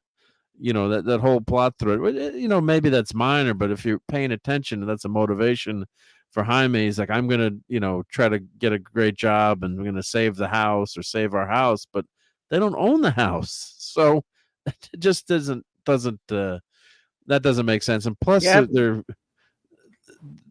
not showing, and hail to Your Old Toys. How's it going? Your Old Toys. Hey. But they also managed to blame it all on America and evil corporations. Yep. Just every bit of, they got a lot of the talking points that Lefty Pinkos love, and this movie abounds with it. The blaming stuff. Yeah, I know we're not getting political here. I don't mean that much, but they did. I mean, you can't at least not touch on it a little bit to know what's going on. Yeah, we mentioned the clubhouse. Yeah, it was very, and it's clear. I didn't know anything about the director, and I heard he had been, quote unquote, problematic in terms of getting people angry on social media. And then I watched a video with you the other night, Clobber Times. Like, within 30 seconds, I'm yelling at the interview. So it's very identity based and very not pro. My family, as I said, is all immigrants, and there's bad things that happen, and you get hard knocks in life, and things don't always work out. But the Italian immigrants in Louisiana, they were, I don't want to say the word, what happened to them, but they didn't turn out too well for a lot of them. I mean, they didn't survive, or you had, Italians need not apply now. And a lot of it, every immigrant group goes through, unfortunately horrible prejudices, and, bad things happen, but, things have been evolving, and they're getting better. Doesn't mean that bad things can't happen, but that's why everyone wants to come to this country, is because of the opportunity. That's why, what is it, 5 million people or 6 million people have come in the last few years across the border. Of course, that's why do they want to get here? To have a better life, right? I mean, I don't blame them for coming here. You'd probably do the same thing if I was stuck in a country with no future and no economic possibility. So they really talk down the American experience, and there's ways to frame it, and it's not so subtle that it's, they're basically a completely persecuted group with no way out, and there's no mention of, hey, Jaime's the first kid that, hey, he made it to college, he's gonna have a better life, and they don't expound upon that. So that really really was off-putting to me, and I'm pay a little bit more attention to that stuff now, but it really was not necessary, especially in a superhero movie like this. You want to have an uplifting movie. So that part was that was probably one of my, the things that really I just didn't like they were going with that. And then of course, that's a constant theme throughout the movie is basically the bad guys, flip because of the way they're treated in terms of their nationality and getting their names wrong. And it's like they expect, like, the main character's been working with a scientist, you assume, for years. And this is, Ted Kord's sister. I forget what Susan Sarandon's character's first name is. Is it Hillary? It is Hillary. I'm kidding. Okay. No. I don't remember what it was. So. Yeah. And, and so she gets the guy's name wrong, so he flips sides, and then the big bad in the movie flips sides because of that. So she's got this I guess clearly this Mexican or Latino kid working for her, and she constantly calls him was it Manuel or something, or Sanchez, or Sanchez or something like that. The wrong name, just the wrong name. The wrong a stereotypical type name that like I guess that basically how should you say it? A very not an insensitive person might use a stereotypical type name. Well, she kept calling him, I think it was Sanchez, and his name, and he kept, my name's not Sanchez, or whatever it was. Like, if I'm getting the wrong name, I apologize. Yeah. But that was a running gag through the film, where she would get his name wrong, and he would go after her. I mean, not go after her. He was subservient, so he would just in a nice way say, "That's not my name." He was all offended by it. So yeah, she's but then he flips sides, because that's like the later, yes. That's the impetus for him flip. You can see the wheels spinning in him, and he finally, he's doing all these evil things all this time, but finally that's what snapped him. Right. What turned him to the good side was being othered, misnamed. Much, I guess. Yeah, misnamed. Yeah. But the film's full of screeds and full of talking points and stuff that are disingenuous to the extreme. But I did like the open. I mean, I did like despite my criticism, I think that the opening was the first half hour is okay as a setup, and you meet the family. Discounting those things that I said, that got me, the basic bones, but it's a simple story, right? It's he gets the scarab, and he's got to get fired from his job. But he meets Jenny Kord, and she says, "Oh, well, maybe I can find you another job in the company. Come to the headquarters tomorrow." And then, of course, the whole family is there cheering him on, and the George Lopez character, the uncle, who the day before when he picks Jaime up at the airport doesn't want to pop out of the car because he's worried about cameras, now is in front of Kord Industries, honking the horn, standing up on the side of his car. Oh no, by the way, they have no money, but he's got looks like an $80,000 to $100,000 pickup truck that he's driving, which looks brand new. Which they don't explain. And is he living in the house with them? Is he Why is he there? Looks like it. You know, so that's never explained. That looks sounds like New he's got Orleans to plenty. me, Mark. Looks You like see a he's got Mercedes plenty of Benz money. parked in, yeah, you see $100,000 car parked in front of a $20,000 house. Yeah, so I get. I mean, I don't know. Maybe it's on rental, but you know, he loves his truck, and they're all. It was just such a cringe scene. I guess it's supposed to show, you know, that's their family, what they do. But like everyone's gonna go to see him going. You see people off at the house. You're not gonna drive and all cheer in front of the. It was a cringe scene. I I mean, like how they're having all this money trouble, but yet everybody can take time to go ride instead of maybe like going out and hustling a second gig or something. You know, didn't make sense. So that scene was ridiculous. But of course, that's how, as Clobber said, they got to set up the meeting with Jenny Cord, and you know, she's going in to steal the scarab because they're using the scarab. Now, that thing doesn't make sense. Is they creating Omax right now? We'll get into the discussion of how they're doing the modern version of Omax, but we're sorry, Hungry Boy. But anyway, there's the big bad, and they create this Omax. They say they need the scarab to duplicate or make him, but he's actually so powerful before they even have the scarab that he's actually able to defeat Jaime Reyes as Blue Beetle.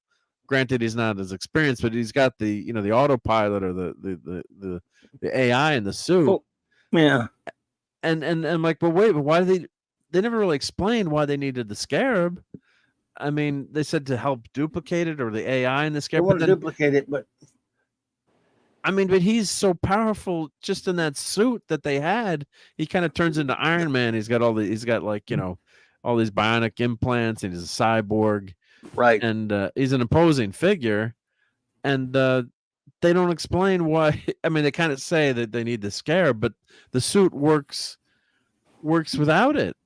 And I was thinking that after it's like, or the you know, he's able to defeat Jaime basically without the scarab. So that never made that part didn't. A lot of it doesn't make sense. Well, my biggest problem with all this stuff that you're going through is simply just to say that some of the stuff that you didn't really go too deeply in, where we are right in the movie now. Here we are, relatively. Yes, it was Omax.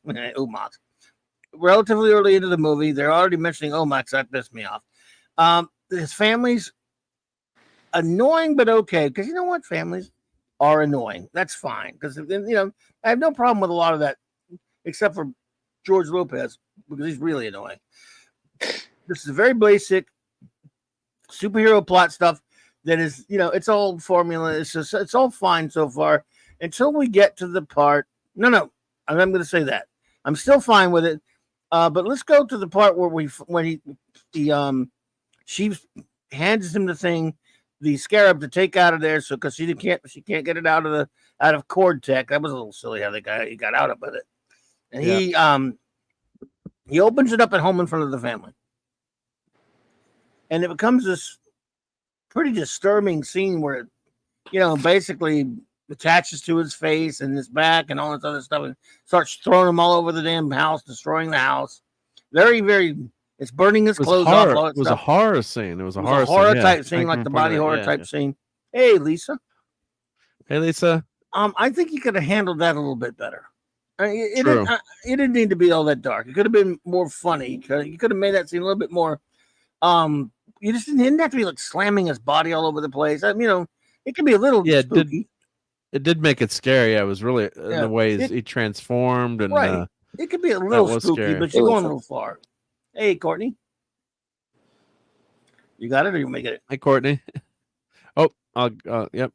There we go. There's Courtney. No, you didn't have to do that. I'm in a tank top. It's hot. I had a sweater on. Oh no. Well, we had to add you to the stream though. Yep. I was still out there. Oh, you were in backstage. You were in backstage. I couldn't tell because of the comments.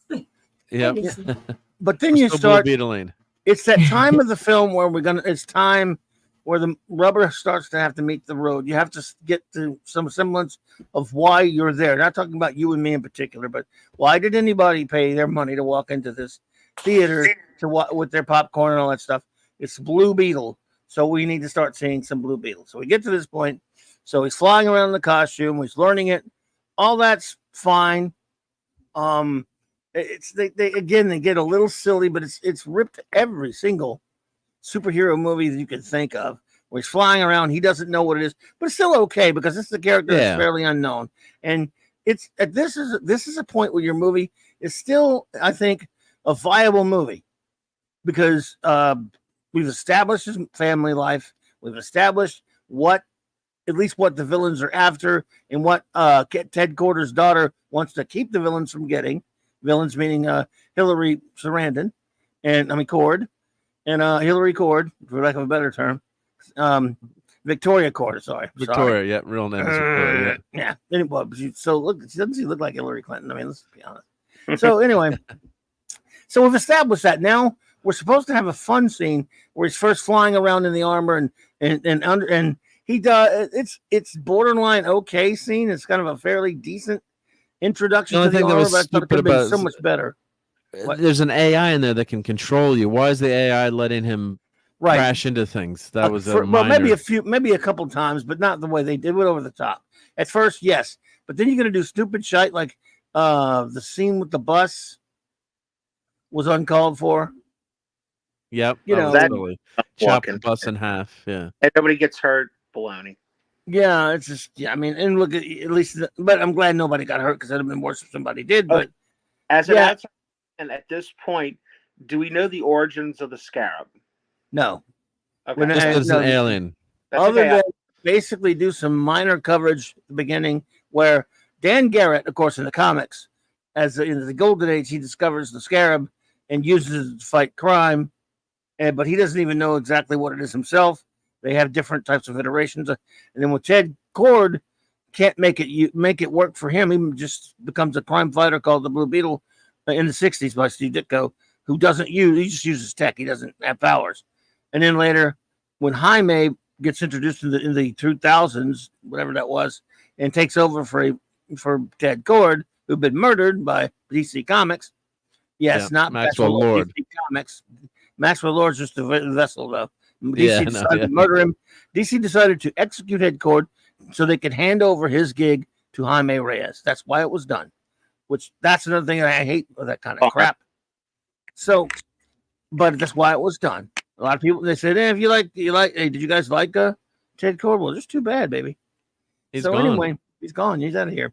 So Jaime somehow, when this is when they started coming up with the origin of the Reach, and the Scarab's an alien, piece of alien symbiotic technology from an evil group of aliens called the Reach, which we find out later. But anyway, that's all fine and good.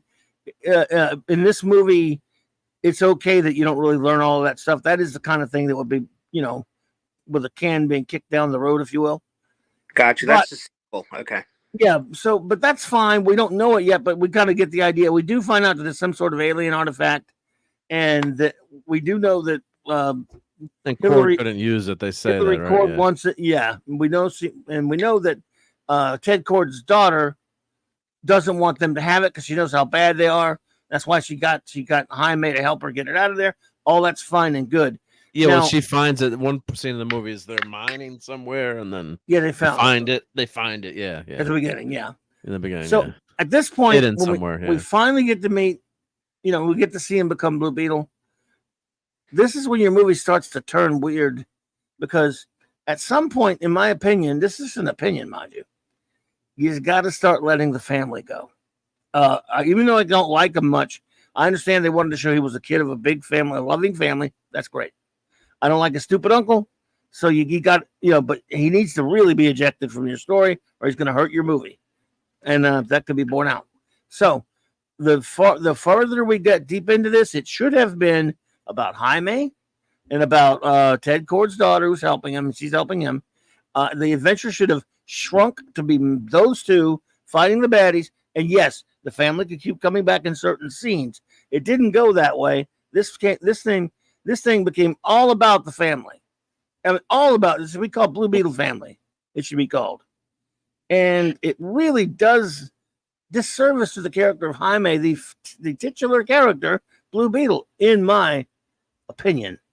And Mark, I'll let you continue from there because we're still like halfway in.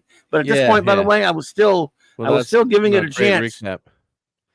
But go ahead.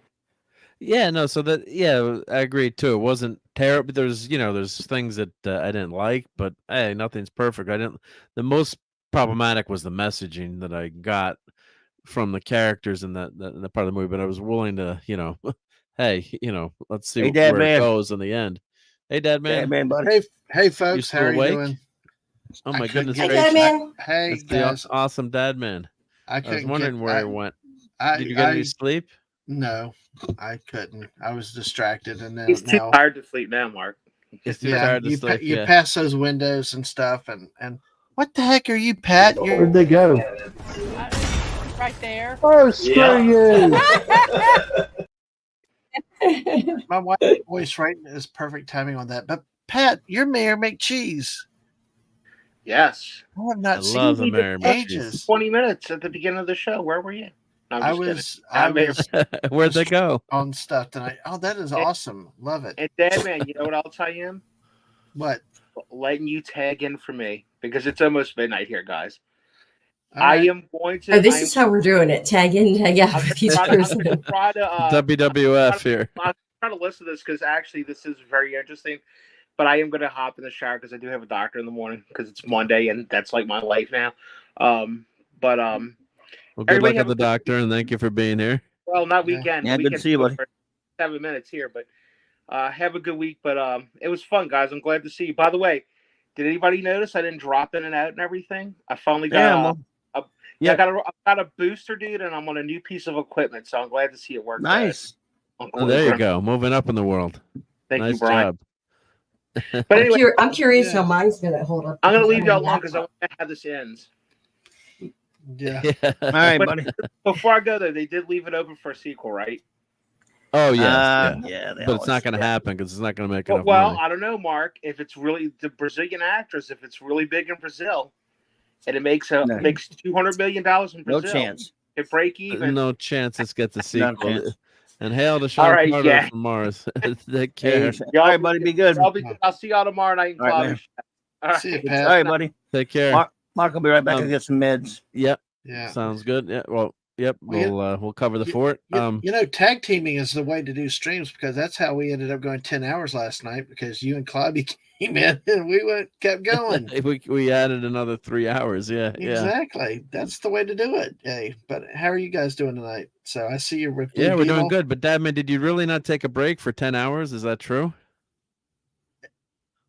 Exactly. I sat there. I did not. When the stream was over, I definitely had to go to the bathroom. Let's put it that way. Well, that's impressive. I mean, hey, well, usually you made it 10. Wait, you made it 10 hours without having to use the bathroom? Yep. Yep. Holy! I could never do that. Never ever. I pretty much stayed in the chair the whole time. I think looking back at it. Wow, that's impressive. But anyway, we don't want to talk about that too much. No, I know, but hey, toilet humor. Hey, we special, yeah. We joke about Stunning and I joke about it in our Fortnite streams about having gaming chairs. We don't even have to get up because he said the Simpsons episode had one where the gaming chairs. But anyway, we'll leave it there. So. Well, anyway, getting back to the Blue Beetle. Blue Beetle has a special suit where he can do anything. Well, anyway. So this scene, so this is the big bad guy, Royal Max Trulio as Carapax, and he's the cyborg, big bad. He was pretty good. I mean, he's okay in the movie. He's good. He's on a ton of stuff to do. And Susan Sarandon, and I guess this is her first big movie. Bruno Mark, I hate not being able to pronounce the names correctly, but Marquezine, I'm not sure how you pronounce her, but she was lovely, very pretty, and she was good in the movie. Good actress. I think she's got a future in Hollywood. I would, not that I'm any big time critic, but I think she had a nice spark, and she was good and really good in a few scenes that I thought were decent. But so she's got the scarab, and she puts it in like a Big Belly Burger container. And smuggles it out gives it a Jaime Reyes and says, guard it with your life. And of course, then he gets home and he opens it up and they're passing around. And it chooses him to bond with him. So of course he becomes a Blue Beetle.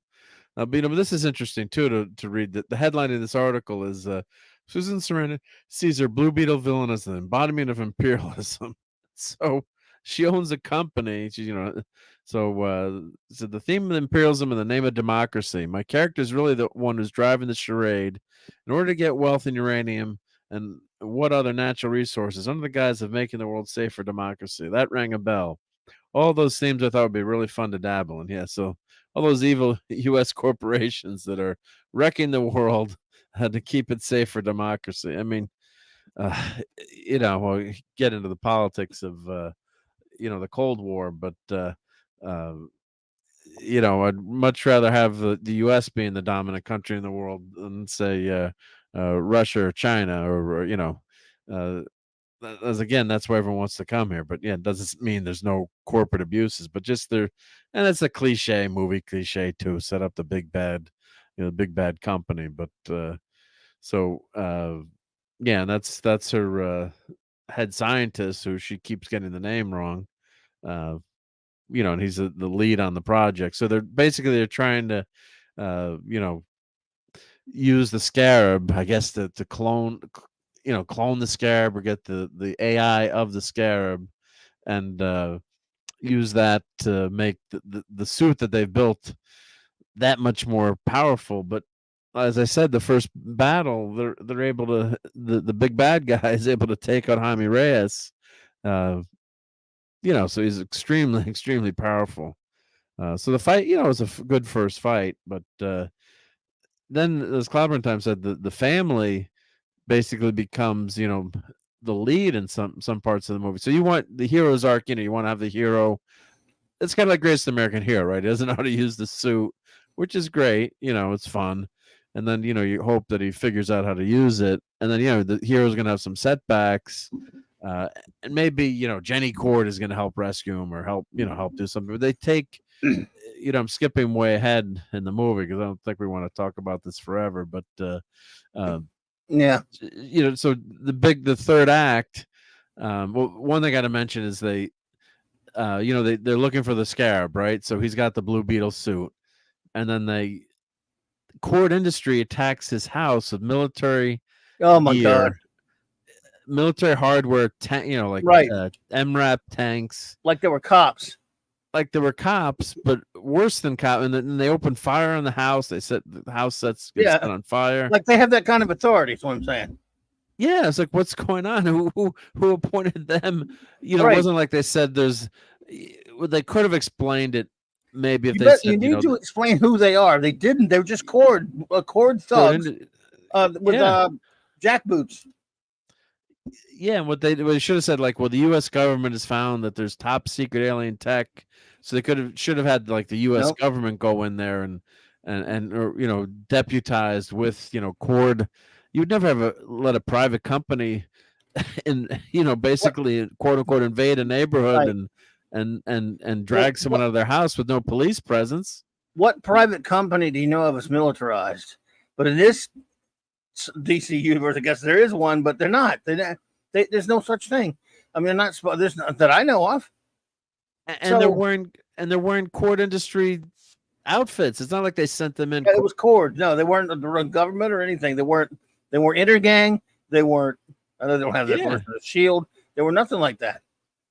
No, it's not like they tried to hide it or like send, right. Look, it's a house. It's 5 people in a house. I mean, yes. If you're looking for, you could have had, covert troops, do it. Yes, it'd be illegal, but you send them in, under the cover of,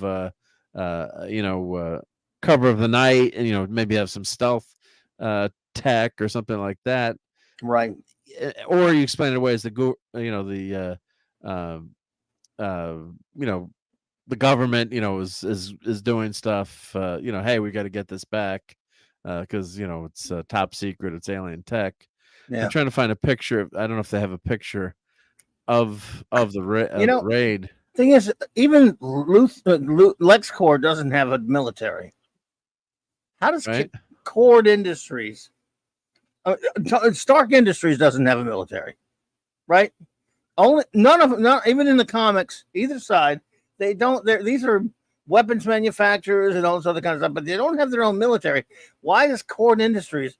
I'll tell you why. Because dumbass writers who write stuff like this idiot with all of his anti-capitalist and all of his his imperialism crap. He just decides I'm going to make a movie where it's in the DC universe that we're making right now, which is going to be around much longer. Yeah. And we're just going to say it because the whole movie is very anti-corporate, which I'm not a big corporate fan either, but it's going to make up this corporation that has troops, that has military personnel, and we'll go, well, when was that? Did I miss something? Yeah. So that was just totally batshit crazy. I mean, how many times are they going to keep going anti-corporate with all these, always the bad guys? Because it wasn't it in Ant-Man, of course, the big corporate baddie, and it's just it's the same. Well, that's always. But Hollywood's always done that. But this is just crazy, like Mark said, because they're still like this. They always find out there's some rogue element of the corporation, or I don't like corporations either. This flat out gives them like. This is trying to remember what was in RoboCop, where OCP, always even OCP, they ran the cops, but even they didn't have military. But they were voted, or they're voted, or the government turned over. Cops. Yeah, but the government turned over policing to OCP. Right, they did. Yeah. Yes, So, but still, when something of a military nature, something like that had to be done, they would send in the cops in militarized armor and stuff like that. Well. Cord's got a police force, I guess. I mean, what a military force? What it just doesn't fit. That can go to somebody's house. Go to someone's house and kidnap someone, and then all right, big spoiler. The father gets Uncle Ben, and I love the actor who played the father.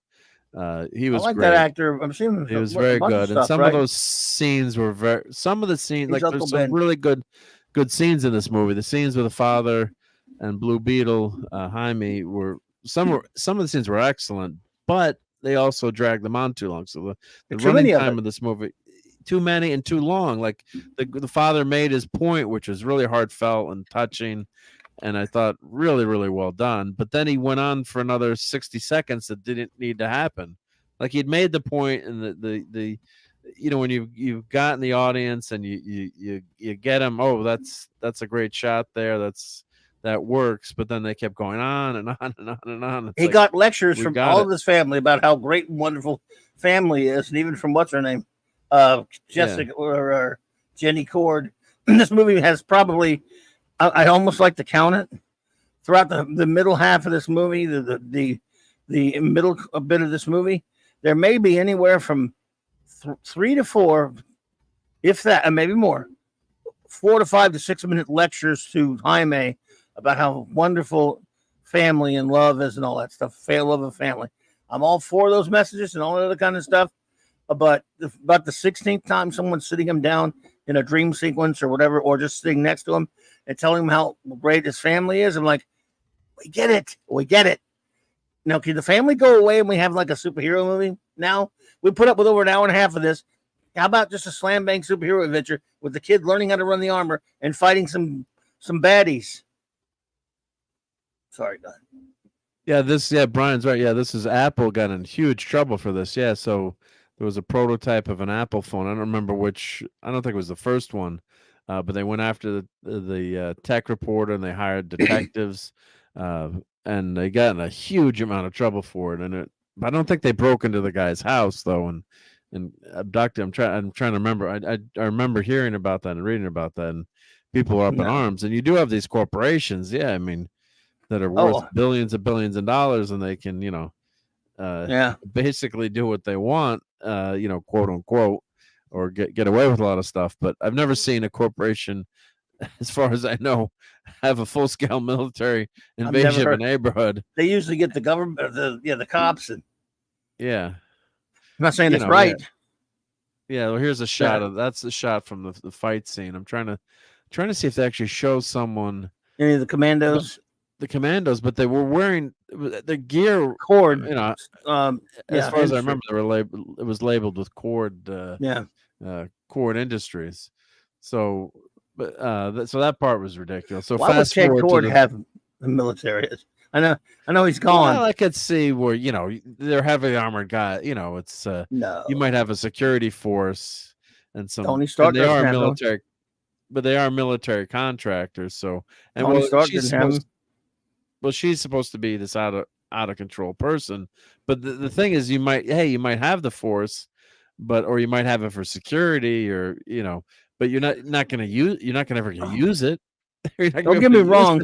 I could see her doing it, but yeah, not so out in the open where people say, where she has them like wearing cord on their damn, mercenaries or something like that.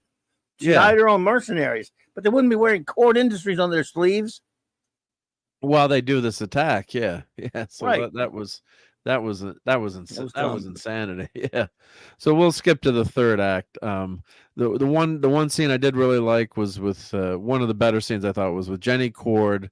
They find Blue Beetle's original lair, and that was fun.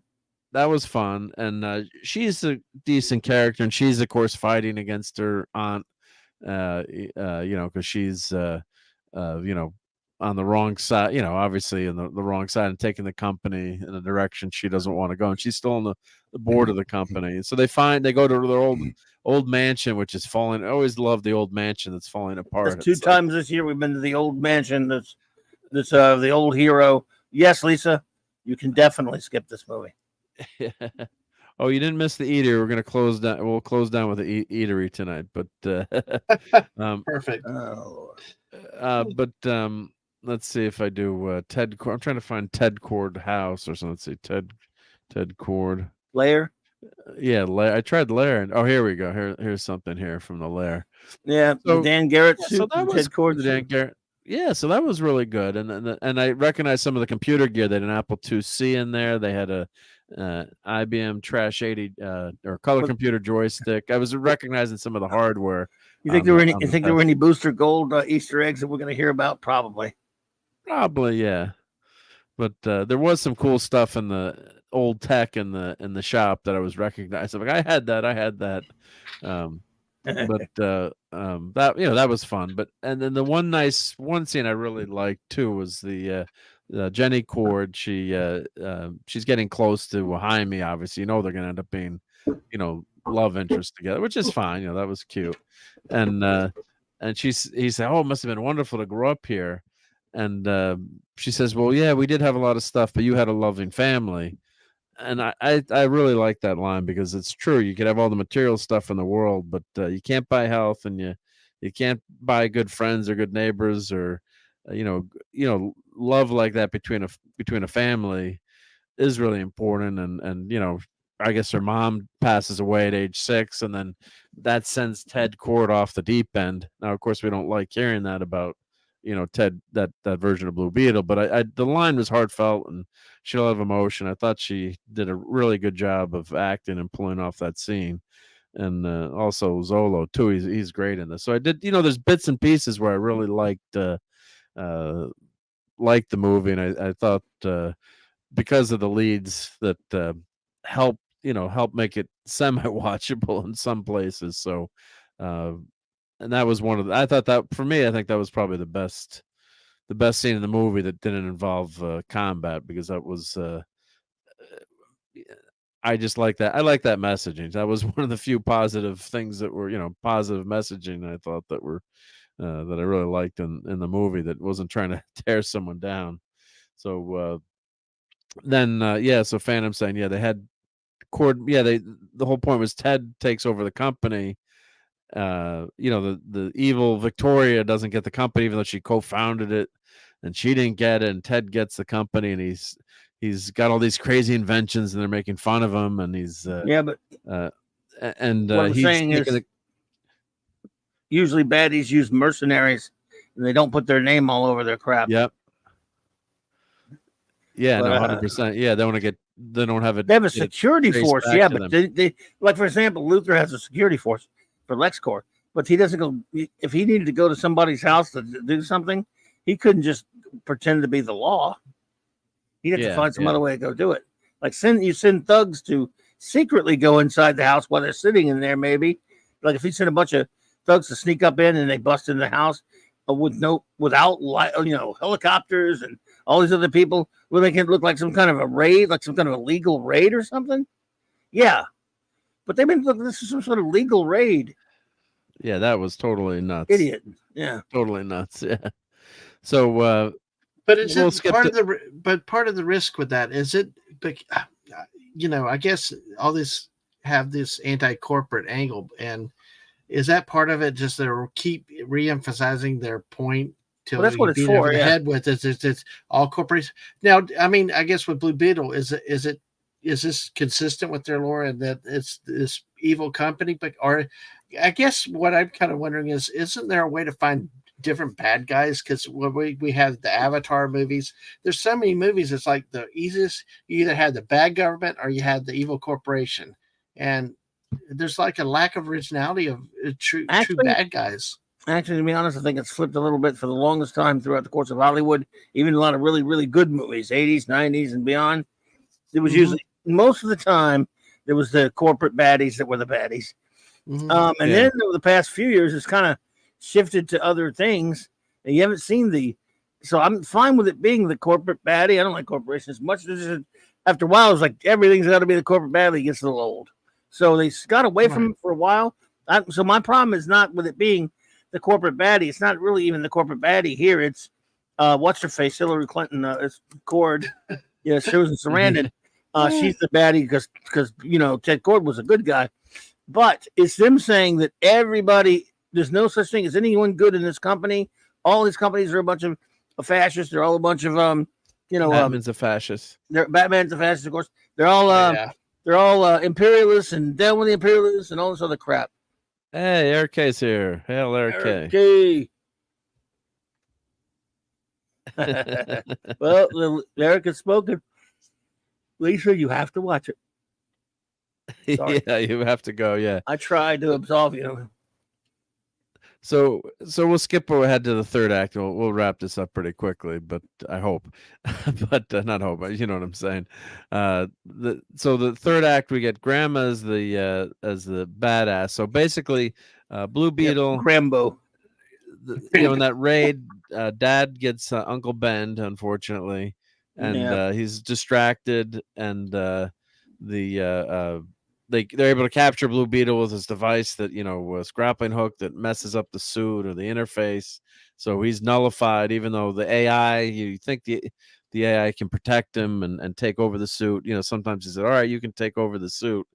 And of course the AI lets them get Blue Beetle get caught. I get, you got to have put the hero in peril, but instead of having Jenny Cord or someone else help, or maybe you think that Ted Cord would show up. I thought Ted Cord might show up in that third act to help save. I was hoping so. Help save Jaime. And they do have an amazing scene with the gadgets. What's the Blue Beetle's ship? Would you call it the Blue Beetle mobile? The bug or whatever. The bug. That's a crawling the bug, beetle, and it can the beetle fly, or whatever. The beetle bug. Oh, they had the spray paint on it though.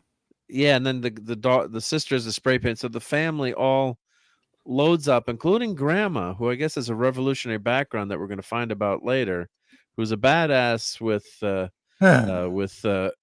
this high-tech machine gun. So they go on Cord's Blue Beetle mobile, which is pretty wild. I love the tech. It's like retro, modern 80s tech. It looks great. It looks great. And they're looking at all his gadgets, like, they're making, finding all the gadgets, and the sister grabs something that gives her like a power fist with a shield, which was kind of cool. And I guess she grabs a gun, and the Grandma grabs that massive machine gun, which I guess is pretty light because of Ted Cord's advanced tech. Otherwise, there's no way she'd be able to lift it. Right. Oh, Courtney's back. There we go. Let me pop Courtney back in there. Hi, Courtney. Hey, hold on. I'm not on the mic yet. That's okay. We can hear you. Yep. I'm trying to find a better picture of the Grandma, but it's okay. But so the Blue Beetles, they're hook them up to the fabulous widget machine. They're transforming. They're taking his code out. They're stealing all the info from the suit to go to the big bad, big bad guy. And of course, it gets transferred. But because Victoria Cord has been so mean to these guys and misnaming them, that they finally decide to switch sides because of that, and they help Blue Beetle get out of there. And there's a big fight, and Grandma takes out a bunch of people, and she yells, "Down with the imperialists!" Although I don't know how this company is imperialist. I mean, maybe if she said "down with you, capitalist bastards," or something else, or she doesn't know. The director down doesn't with you, know. down with you bastards who killed my son, or something like that. You killed my son. Now prepare to die. I mean, the revenge aspect. She's down with imperialists. It's like, we're gonna imperialists have to do with it? You just killed their son. I mean, so she's just a silly old lady. But it's like Claudia said, they don't even know what they're talking about. Constantly using stuff like that out of context with the wrong meanings. I mean, I've seen better writing and better references than Beavis and Butthead sometimes. And I'm serious with it. There's at least there's yeah, but in all seriousness, and even some of the South Park episodes have more seriousness and more dedication to what is realistic, because a small term like that, imperialist to corporate, and there's only so much of you can take it. And like Claudia said, I think it's just lazy writing and ignorant writers. I could almost tell you. I'd have to probably see again to spot where this movie was dangling on the precipice and then fell down into the abyss for me in terms of whether I was going to like it or not. And I was giving this thing a long, long leash because I liked the kid. I didn't mind the idea that that shit looks great though. Shit looks great. It was great, yeah. When there's the spray paint on there. Look, with the spray paint on there, they can go screw themselves. And what did they spray paint on there? So you can read who knows? I think she put her name on there. I don't know what it was, but so I'm kind of hanging, not too happy when the family shows up, goes with him after, and like what they did with the dad. And we had another of 50 scenes with him, like meeting his dad through the Force, I guess. And he's leading his dad to the Force. Another, like, talk with him about a pep talk about family and all that kind of crap that the movie had been loaded with, to the point where I get it. It's a good thing to have it there, but you need to put the brakes on a little bit. You can do too much of anything, doesn't work. When you're going too overboard on anything, it doesn't work. And so, but when it came to the realization that in this film, we were about to see the big finale, the big act 3, the third act, was going to be the whole family going into war against these baddies, instead of Blue Beetle, maybe and Jenny, okay, with the Beetle, with this ship, and the Quartet, but just the two of them, maybe. And maybe and then later Ted shows up and some kind of surprise like that. When I realized it had to be the family too, like annoying George Lopez and the grandma with a gun, that's when it went. I mean, I'm like, oh God, you're kidding me. And when I realized that was the case and they were about to go fight him, George Lopez, I dropped it. It just fell down into the sewer. And right there, I went into a bad mood. I'm sitting there, let me have some more popcorn. This sucks. I was not happy. And I was not watching the movie with any more anticipation of being entertained or enjoyment or anything. I was like, this builds up to this. And it just turns out this guy, they won't let this kid have his own movie and be Jaime. We've got to get these annoying idiot characters. This is not an ensemble cast. This is about putting basically putting a handicap to this character and making him limp along in a movie that he should be able to carry himself. Okay. We've got too many characters in a lot of these films these days. This should have been about him. And then later, maybe Ted Kord could have showed up at the last minute to help to save him or do something like that. And that would have been still the Blue Beetle, because they're both the Blue Beetle. Anything like that would have been better. Another superhero in a surprise ending. And you have two Blue Beetles. It won't be like that annoying overload superhero crap in the Flash movie either. It'll just be the two of them at the end fighting these bad guys, the Omax, which was a really dumb way they used them. And that would have been a more respectable movie. The family has already been established. Leave them alone, and then you could have them at the end. They did not need to be a part of all that action in that last third act, which to me kills this movie. Kills it. Yeah, you're taking Grandma on a raid. Grandma on a raid, and she's I'm not exactly great shape. Yeah, but she's not exactly like a Sarah Connor. She's a slightly overweight. Looks like 60s, 70s. I'm guessing maybe 80. I mean, yeah. You're going to take her on a raid. Grandmother, the mother, and the uncle, and the daughter, and the sister. So now, what do you guys think of that that though. Like the artistry of it. This is I love it. gorgeous. That was Yeah, the I like best it thing in the movie. Yeah, Yeah, I like it too. and of course, If they hadn't painted all over the front of it, like the idiot sister painted if they can't even give us that, they've got to screw with that. I hate these people. How long would that take? You're trying to save your brother's life. I could see if Yeah, they there just was a big scribbled, like, the sequence when they're all getting ready. Yeah. Yeah, That but was look no how necessary. intricate this graffiti is. I mean, I'm not a graffiti artist, but that's got to take 15, 20 It's minutes, 30 minutes to unnecessary do. garbage is what it is. Yeah, but look how detailed it is. It's not like they wrote like, Exactly. Kilroy was here, real quick. This is like detailed graffiti. They had time to do that. So the grandma, of course, is a great military genius, and I guess that's okay. Shouldn't pick on that. Like grandma had it's told not her, okay. It's idiotic. well, Come on. you could have grandma that's was in one point involved with she said she was a Grandma. revolutionary. So what I you're know, saying but is she this could've- is very realistic. No, but what I'm saying is, like, real with realistic. the grandmother could have looked at the plans and said, "Well, I think maybe you should go in here or do this," but then don't go on the mission though.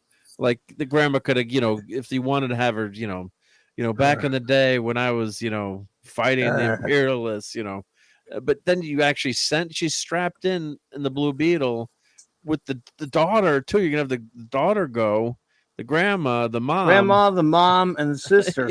And the idiot uncle jackass, who's like, on the one hand, he's a hippie hipster jerk who he says he used a lot of anti-American crap. George Lopez is That's horrible, George Lopez. right? And then you've got on the one hand he's that, but still he's got this ridiculous expensive car. And of course, guess what?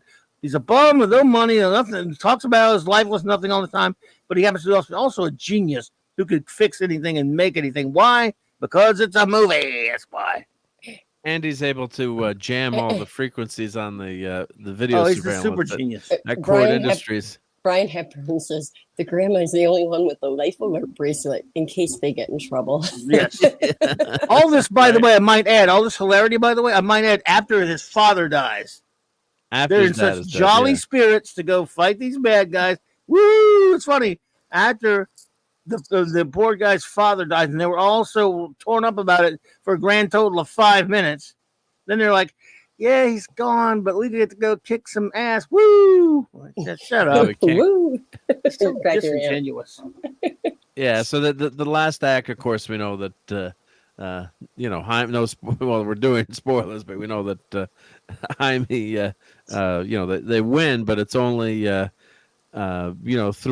through the bad guys actually defeats him, but it's because he remembers his memories of how Victoria abused him as a kid and pulled him out of the jungle as a kid to experiment on him, and killed Cord Industry weapons, killed his family. So then I guess somehow because he's linked to the Blue Beetle AI, the Blue Beetle AI shows him the memories. So I mean, some of the fight scenes were good, and Don Power Ranger is here, our great Ranger Power fan, and some of the moves actually did remind me of the Power Rangers in a good way. It looked like you could have had a Power Ranger on the screen there.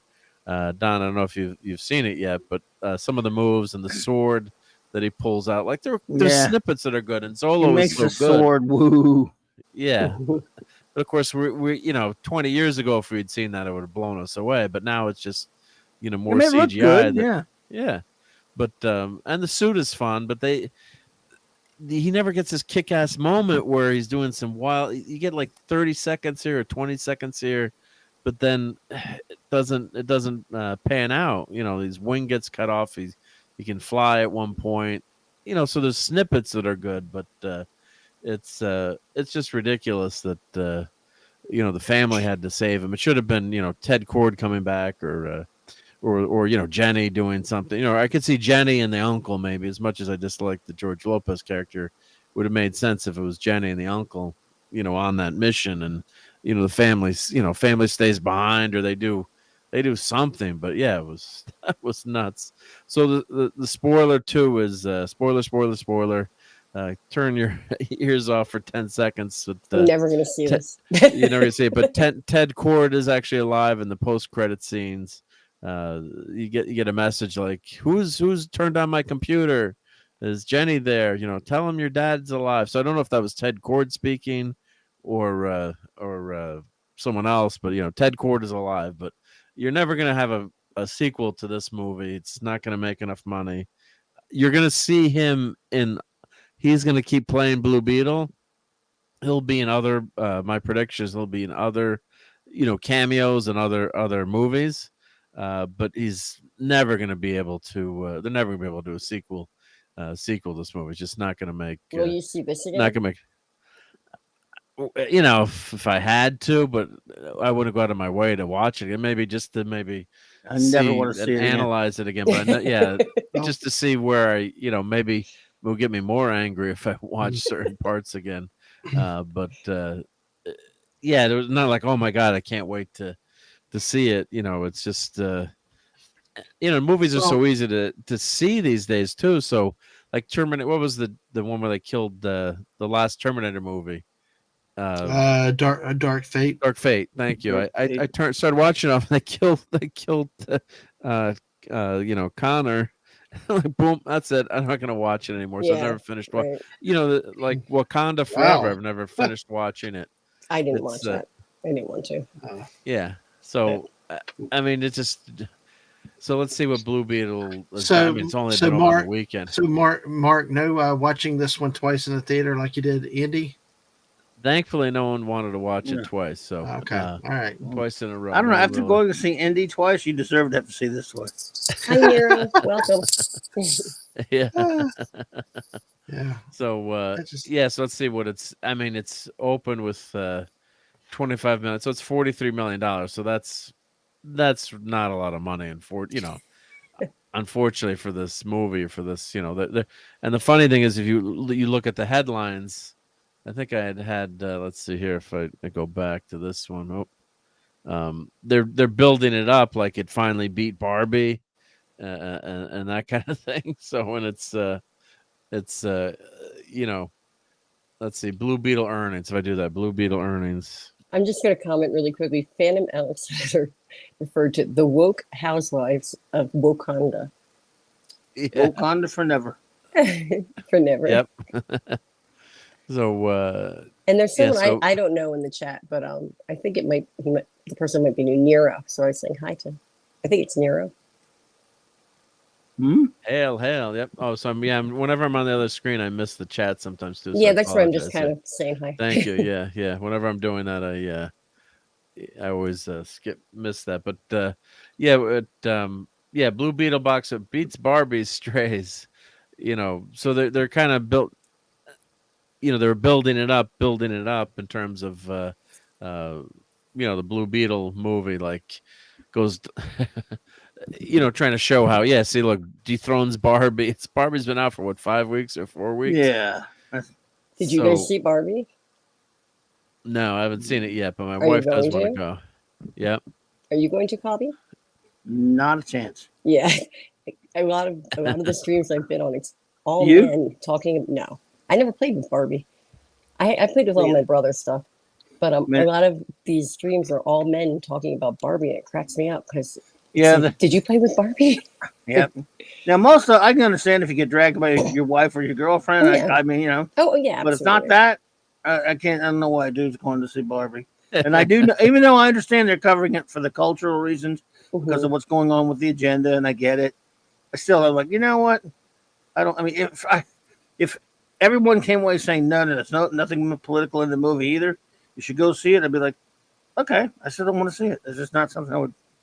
It's a musical. It doesn't blow you away in any of it. And look at Morbius beat Blue Beetle. Wow. Blue Beetle earned less money than Morbius is domestic. And I still haven't seen Morbius too. That's one I probably eventually will watch. But Morbius earned $40 million. Jared Leto is in That Morbius. is Jared Leto. That's why I don't want to see it. That's Jordan Catalano from My So-Called Life. I was obsessed with him in seventh grade, eighth grade. It's so funny. Yeah, I can't stand Jared Leto. That's another reason why I don't want to see that movie. The only reason I like him is from My So-Called Life. I don't like anything after that. That had Claire Danes in it. It was. Yeah. I had gone to summer camp with her the summer before, so it was like a really neat thing, and that show came out. Okay, go back. I'm sorry. Oh, it's okay. Yeah, and I digress. It earned $5 million less than the Shazam sequel, which was a major disaster. Blue Beetle has received praise from fans and critics alike. On Rotten Tomatoes, the super movie received a certified fresh score of 76% and an audience score of 92%. This latest blockbuster boasted many strengths, according to many early reviews. There's pressure to make ticket sales. He doesn't want to focus on numbers. Blue Beetle was originally planned to be a Max original. Oh, streaming. Interesting. They fought for a theatrical release. So that's interesting. I think it would have been better off being at home. Maybe they would have done better business. But but after 2020, weren't a lot of the studios moving into throwing everything on streaming at one point, and then I guess the environment changed, and now they're back to throwing it all in the theaters, because the whole intent was that supposedly streaming would be the way, and after all that. And then they're realizing they have to keep movie theaters afloat, and that's how they make money. So, so it's just look at these numbers. I mean, 10. These are not good numbers. I mean, unfortunately, for a big budget movie. Yeah, look at the number of theaters too. Yeah, so daily. If you look at daily, so Blue Beetle won. The dailies, of course, but let's see. Friday's the big night. Everyone goes to the movie. So let's see how does it show you? Yeah, it doesn't show you for the day. I guess that's what I want to see. But are you guys all a Friday night movie person? I was always Sunday when I did go. Sunday night. Like Sunday matinees, I used to go during the day. Well, when these new ones come out now, I go like in the afternoon Thursdays. Yeah. They open on Thursdays now. Used to go on Fridays, but for example, the Friday's still the official release date, but they always open and have a big opening on Thursdays now. Used to be not too long ago that like your big ones like this, the superhero movies, they would have like a midnight show on a Thursday night or late. I remember. Late one on a Thursday night or Thursday, but there would still be Friday would be the big day, and now and then it started to the point where they have. Early in the day on Thursday they're starting it. So do people wait in line for those as they would with the midnight showings? Remember how midnight showings people used to wait? Hey, look. Huh? Oh yeah. Look who's here early. Oh, Polly's here. Polly, what's up, hey, Polly? My love. Just kidding. Latino slam. What's up, dude? And everyone go watch. Paulie's got a big stream tomorrow. Yes, he does. 2 p.m. Eastern. Yep. So I think it's 2:30. I think so. It means that's Eastern, but he's Pacific time. So I'll have to check. I'll check the time soon. But he's got a big show on tomorrow. It's going to be I think he's got Cameron coming on there, and he's got a director of the film coming on, I believe. I'll try and listen from the. That's pretty amazing. Yep. Yeah. It's amazing stuff. But I did like Zolo's performance, and I did. Yeah, I'll grab the link, and I did love the new actress who. Now I'm forgetting names now. Like Jenny Cord. Jenny Cord, yeah, I did really like her. I think she's gonna. She was good. They were both. I think good she's together. gonna be I think she's gonna be a star. I wish that last chapter, the half of the movie would have been about them, the two of them, more than anything else. Yeah, because they did have good chemistry together, and I think, as I said before, that my favorite scene in the movie was when they were talking about their family life, and when she said how lucky he was that he had a loving family. Right. That hit home, because if you've lost friends or family, or if you've had a bad, just a tough upbringing. Did so much of it. Yeah. But that scene was, I really appreciated that scene. That's one that hit home for me, and I think she's gonna be a star, I think so. And they are good together in the movie, but it's just not, unfortunately it's not making a ton of money. So we'll see what, as Paulie says, what the international box office does. Yeah. See where it ends up. But I think you're going to see him again as Blue Beetle. But my guess would be, as a supporting character. But if it does well enough, Maybe you'll see. No, I think he's too good in that role. I think not to have him. I mean, whether it's good or not, I mean, that's going to be out the money, dude. But I would just want to say to Paulie, yes, much as I did not like the movie on as a whole, I love the Garrett and Ted Cord stuff. Man, I would have given anything if, like I say, because up until the first half of the movie, I was hanging on with some hope, and then I just think the family ruined it for me. Instead of them, I would loved for it to ended with, Jaime and Jenny being the concentration of the story, and then maybe Ted at the last second coming in there helping him out a little bit. Since we are spoiler alert, we're going to get at least a spoiler that Ted's still alive. But yeah, in that in the I love the scene in that, like we were talking about earlier, in the Beatles' lair. That was fantastic. Getting to see the costume again. Yep. I love the Beetle, even though that was so embarrassing and stupid that they let that little girl paint all over it. I wanted to punch somebody in the face when I saw that.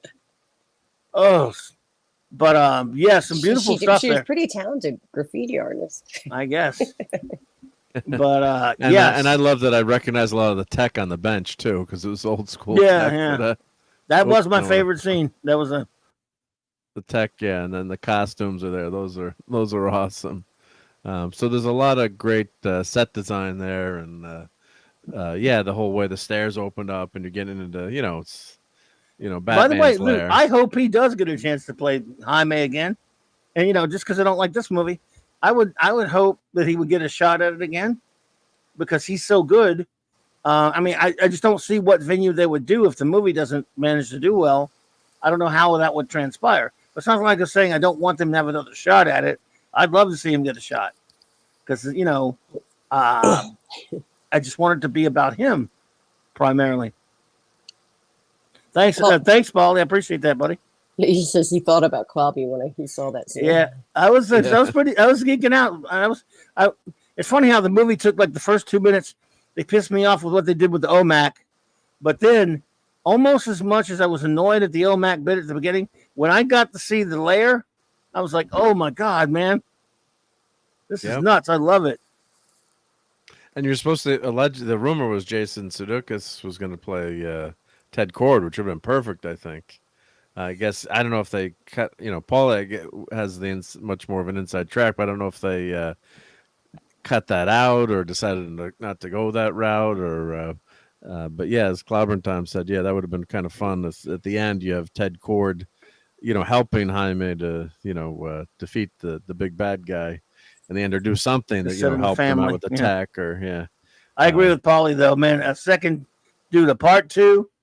With Ted and Jaime would be great, and the Reach. Man, look, I'm on board with that.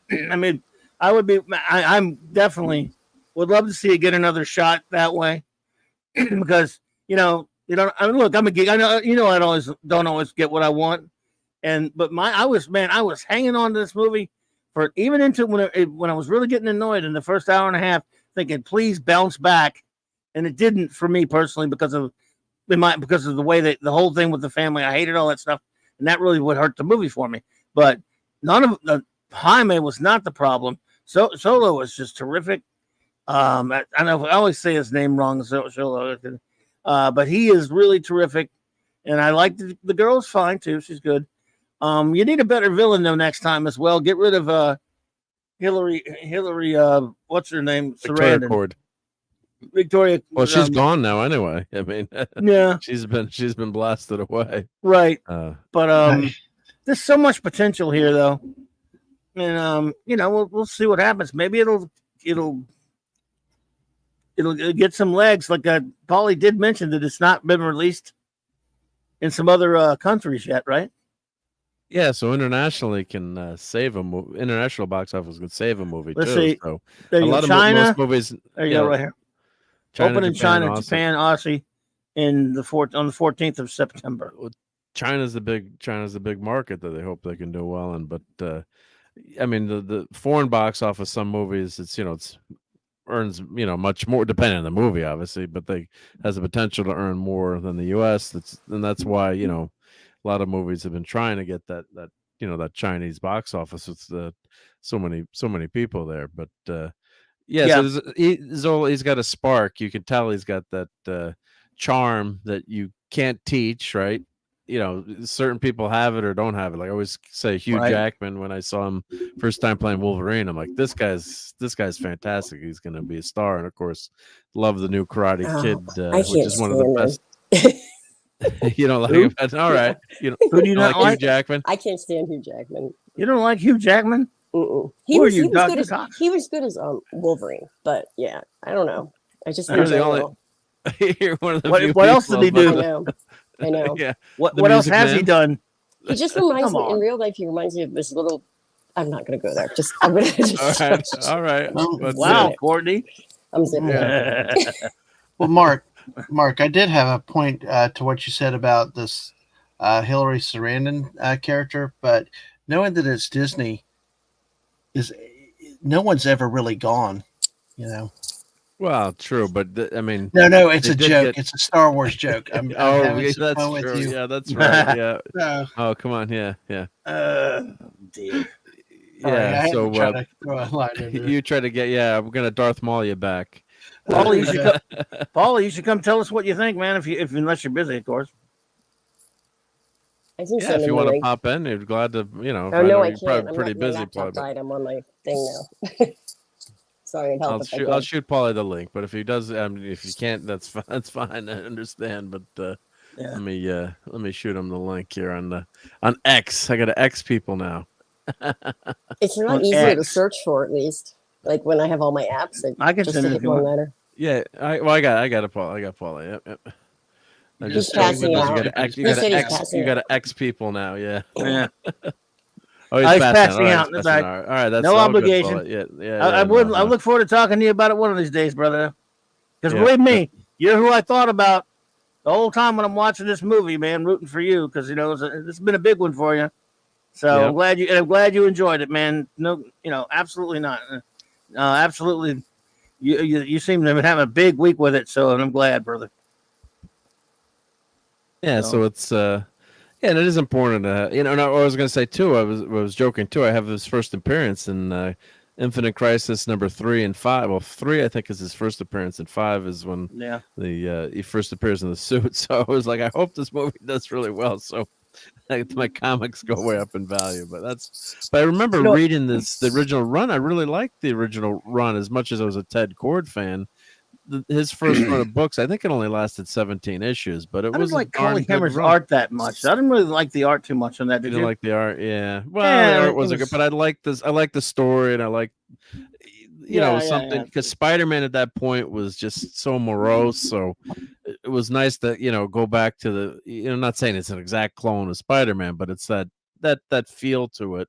With the family and the young kid who doesn't know how to, work the suit, and he gets these powers and he has no idea what's going on. So, that it was a good first run in the comics. I really did. Now you reminded me of something too, though, of another problem with the movie itself, is that when you think about it, we don't get enough cool scenes with him just being, Blue Beetle at his best. Yeah. In other words, there's one or two things where I go, like, for example, I like the scene where he was trying to fly and he couldn't. He had to figure out a way to fly, and then he just said, and of course, this was kind of ripped. They did this in the first damn movie, by the way.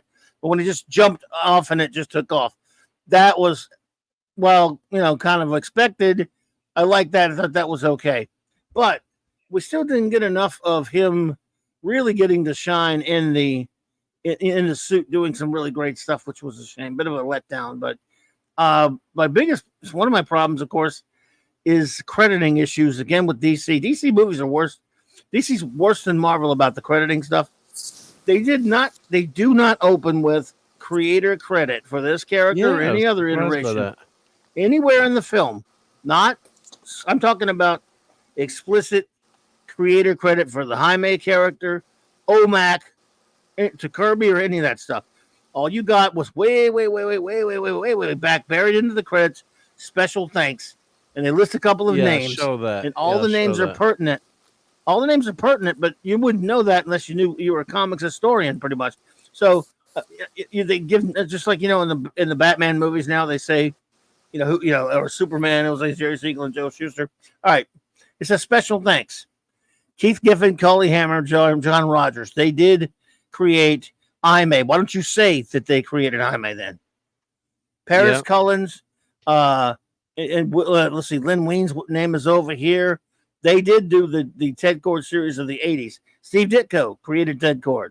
Will Eisner created Dan Garrett. Mike Norton worked on Dan Garrett comics. Yeah, so why don't you say Dan Garrett created by Will Eisner. Joe Gill also worked on some of those. And of course, you got Jack Kirby's name there. Why? Well, there are a bunch of reasons why in this comic that they don't say in this movie. Not just OMAC, but that's one of them. Yeah, they should say OMAC created by Jack Kirby.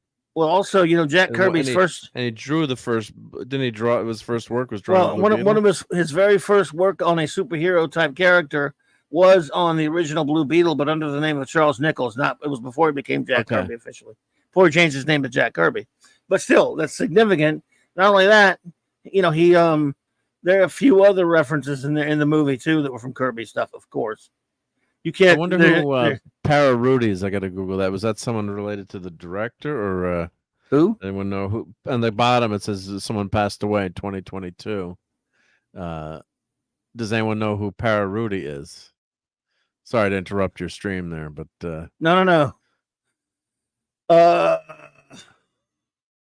Don't know. It must be. I know Paul is still here. I don't know if he knows, but I just wondered who that. Well, yeah, yeah, Paul, I don't know Para Rudy. Para Rudy, who that was dedicated to? It's not a comic book name that I recognize. No, but it's. I'm wondering if it's someone who was related to, obviously, or someone who worked on the movie, maybe. I'm just wondering, but yeah. Or for Rudy, but so obviously someone who's I always like to know who it's dedicated to. But why is Dan Didio's name in there? It's like Jesus. I know because he helped create. Actually, he did. Oh, that means it's for Rudy. Of course, sorry, my Spanish is horrendous, but it means for Rudy. It's in Spanish. It's for Rudy, I guess. So, but what is? Para. That means for Rudy. Yeah. So what do you mean? That's not a guy's name. I don't know, but I'm looking on the interwebs, and then someone says it's not the name of an individual. Para is the Spanish word for, meaning the dedication is for Rudy. As for who Rudy is and what his connection to the film, well, that remains a bit of a mystery. It's a mystery, I guess. Okay. Yep. Yeah. Sorry to interrupt you. No, I got you. Yeah. I mean, look, it's nice to put these names there, though. But I'm sorry. I mean, their crediting system sucks. Yeah, I mean I hate Lopez, but it was kind of the one thing was kind of he was in awe of Blue Beetle, but it was certainly the way he talked about Batman. Yeah, they should have had at least one pushback line. Like Jaime should have said, "Hey, don't talk that way about Batman."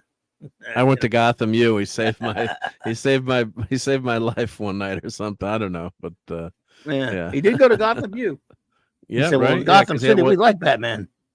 Didn't he have he had a Gotham University? He had a Gotham. Yeah, he went to Gotham something or other. Yeah, I was assuming it was Gotham. Yeah.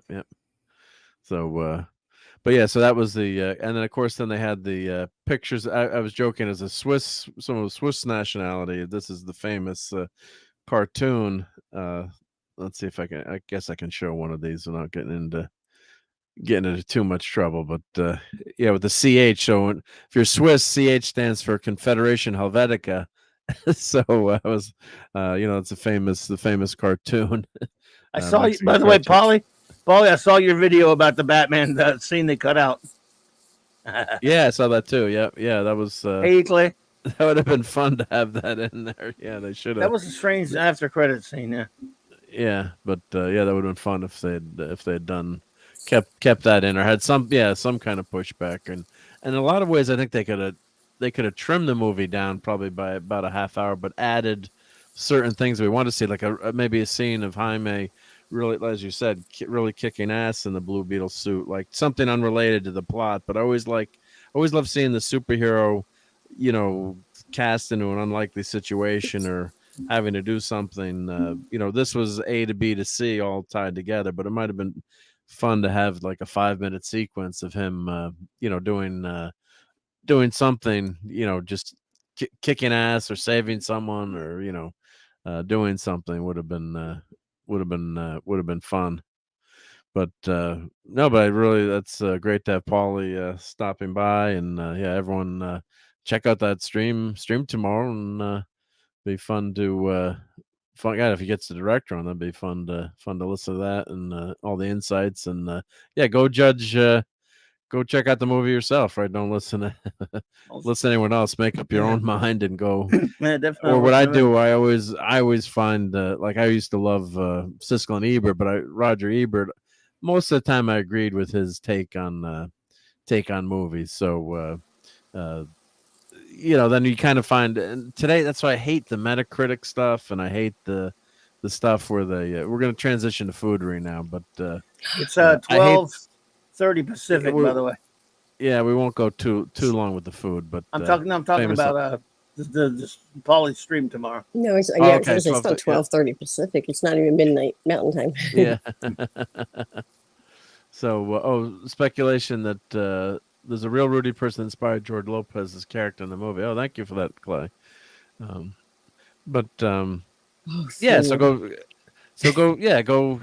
make up your own mind and go, and I always try to find a critic that I kind of align with, but like the Metacritics, I hate that when they mesh all the critics together. In the old days, get off my lawn. They don't have any critics anymore. Where you had, I know, where you had a critic like you kind of, that's a guy kind of, or even your local newspaper, like, I like, Joe, whatever his name, who was the guy in New York City? Siegel, Jerry Siegel, or whatever the critic Joel is. Siegel. Joel Siegel, thank you. And Rex Reed, he was a moron. Rex Reed, yeah, but he was a dumbass. He was from down here.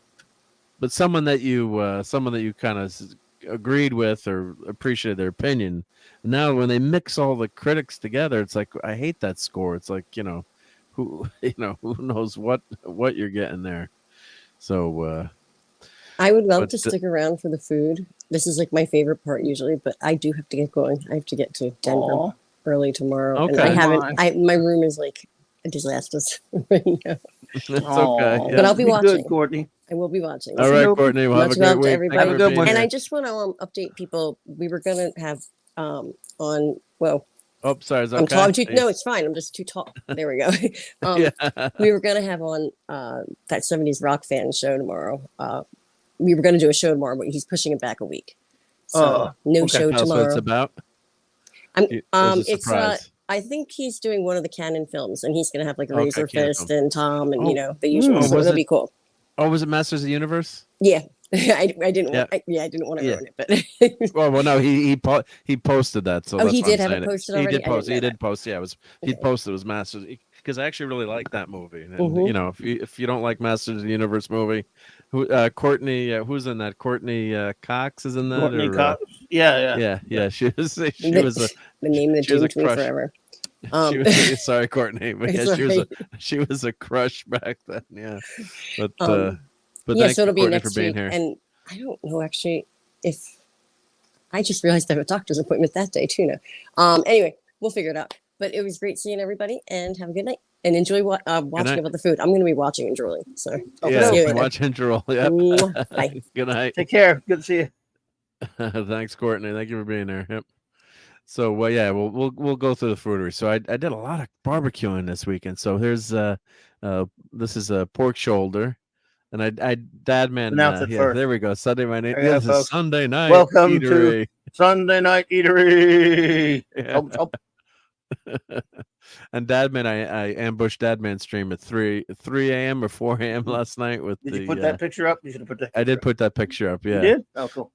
Yeah, so we're showing. So this is you're prepping the pulled pork. You got to trim the shoulder. You got to trim fat. Maybe I should have trimmed a little more fat there, but I got lazy. But you tie her up, and then you put you got to put your rub on there.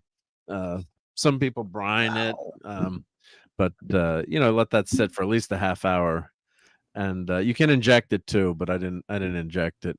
But you want to tie it up so it's cooks more evenly. What's in there? So this is a rub with pork. Yeah, that's the it's going to become pulled pork, but that's the pork shoulder. So I'm getting hungry again. Yeah, and brisket. Yeah. Oh, Brahma Bull. Hey, Brahma Bull. He said he smoked a 12-pound brisket from 2:30 a.m. last night to 4:30 p.m. today. Less for 2 hours till dinner. It was awesome. Yeah, I can imagine. Yeah, no, that's what you got to do. Yeah, you gotta put it on. This is not a commentary on that because what you said there is really good, Brahma Bull. But it's a commentary. The picture that's on the screen right now is. Well, yeah. So I got to play. I got to play. Well, this was my dinner that night, so I'll have to play it. If I never see another clan, It'll be too soon. Oh man, are those cooked, steam, or raw oysters? No, those are raw. Yeah, you don't want to cook your oysters. So we did Friday night dinner was takeout at a seafood place. So wow, I had like fish and chips, but we got oysters for appetizers. What? No sea tongues, no sea bugs. I mean, well, these are, I guess, they're sea. I don't know what call these sea tongues, but they were good oysters. I mean, if you like them, they're. I know I grew up eating them, so it's like, I could eat that whole tray. Like I was down in New Orleans, and they had like a buy 12 get 12 free or whatever the heck they had going. So I had 36 oysters, and then my wife was like, "No, you can't have any more." She ate a few, but I could eat. No. They're not a lot to eat either. I mean, they're it's not like you're 36 oysters. It's not that many, but yeah, I kept eating. And she's like, I'm like, yeah, but I'm like, they're buy 12. And you're like, got 6 free, whatever it was. So yeah, so we had oysters. So back to the pulled pork, and that's going on the big green egg. So yeah, so I cooked this probably 12 or 15 hours. I can't remember how long.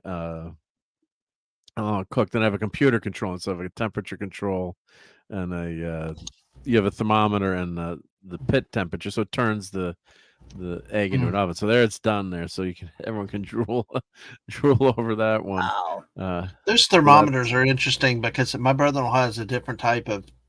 He's got where the wood's in the side burner area, and it comes over. But all these grills now have all these plugged in electric thermometers and stuff. It's kind of interesting. I mean, I miss the old days where the grills were just dumb grills, Yeah, but you want to use the science too. So the temperature does really make a big difference. Like knowing what and of course having a probe in there. Did I say having a probe in there?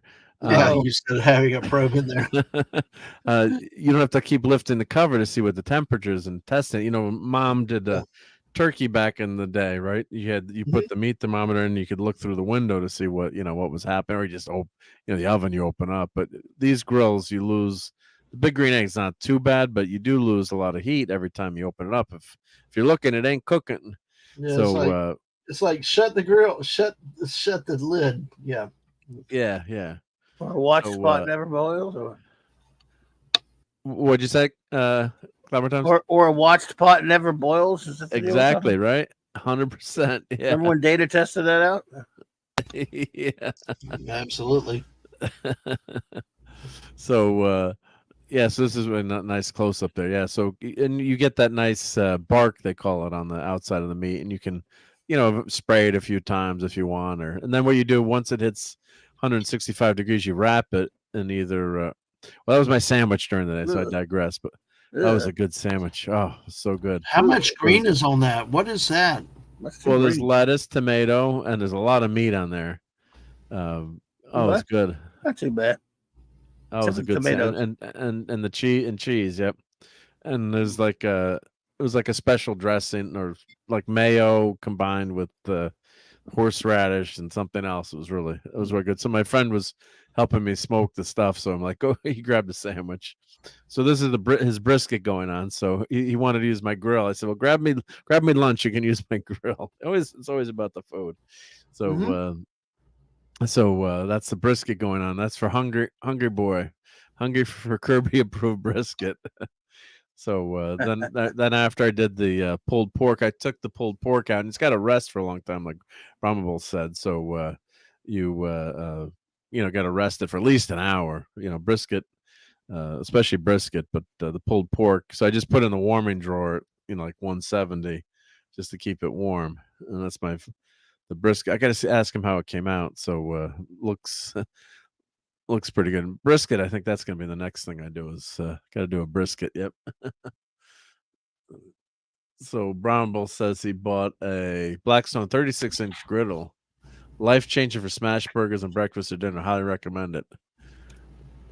Oh, that sounds good. Yeah, I always wish like these fancy dancy stoves. And there's the pulled pork have like the the griddle in the middle. I remember going over to a friend's house. They had like a big kitchen and this fancy stove. I'm like, oh, you got the griddle in the middle. She's like, what? What do you mean a griddle? I'm like, that's the best thing to cook pancakes and burgers and whatever. She's like, what? She's like, I thought that was storage. She had all hers because it had like a cover in the middle, and then you lift the cover up. She's like, oh, I'm using that for storage. Like, what do you mean using that for storage? I mean, it was like this massive, big, one of these fancy dancy big, stoves and ovens. Like, what? Oh. You're not worthy. So they're showing her how to use it. Like, that's that knob there in the middle, turns the heat on. You're lucky she didn't like melt all the stuff that was in there. Yeah. So there's the pulled pork finish, and it just shredded apart really nice and easy. Do you ever slice your pork, or are you just strictly? It falls apart by hand. So, and especially pulled pork, you want to mix it up and put some seasoning in. Oh, I got to go in the other room and make another. I made another good sandwich. See, like we were saying last night, I've always been a sliced pork guy. I pulled pork was more of a Carolina Northern thing from here years ago. It's only been like the last 20 years I've seen pulled pork down here. Before it was just sliced, but I actually had a cook at a restaurant complain to their bosses that I was the only one in town that wanted sliced pork. But it's like, no. So it's interesting. Well, because it falls apart, so I don't know if you could slice it. I mean, you can when it's cooked right. There's ways of cooking it, and you can slice cook it. Yeah, but I mean, you wouldn't cook it this as long. Is what I'm saying. Like when you cook something like this you're cooking it so you can pull it. So at this stage, I bet if you even tried to cook it, it's just gonna. But you could maybe not mash it as much, or But this had cooked so long, I think that. But there's still a good texture to it. And the sandwich came out really, really good. And then I do pineapples. So you do black pepper and on the pineapples. You got to have black pepper, crushed black pepper. And it adds like a kick to the pineapple. And it kind of works with the sweet, because the pineapples are really sweet. I put a little bit of honey, not much, but it's in pineapple juice. It's pretty sweet. It looks good. And then you can either have that as a dessert or just I put that in my sandwich, right, with the pork. It just goes great with the pork. And coleslaw. We do coleslaw, so you can do, you make a sandwich with the traditional. It's the pulled pork and the coleslaw and the. Is it a sweet? Is it a sweet coleslaw or more of a mayonnaise-y? It's a vinegary, very light mayo. I don't know if I took a picture of it. There's more of the brisket, and that's the thermometer there, temperature sensor. Oh yeah, so there's the coleslaw.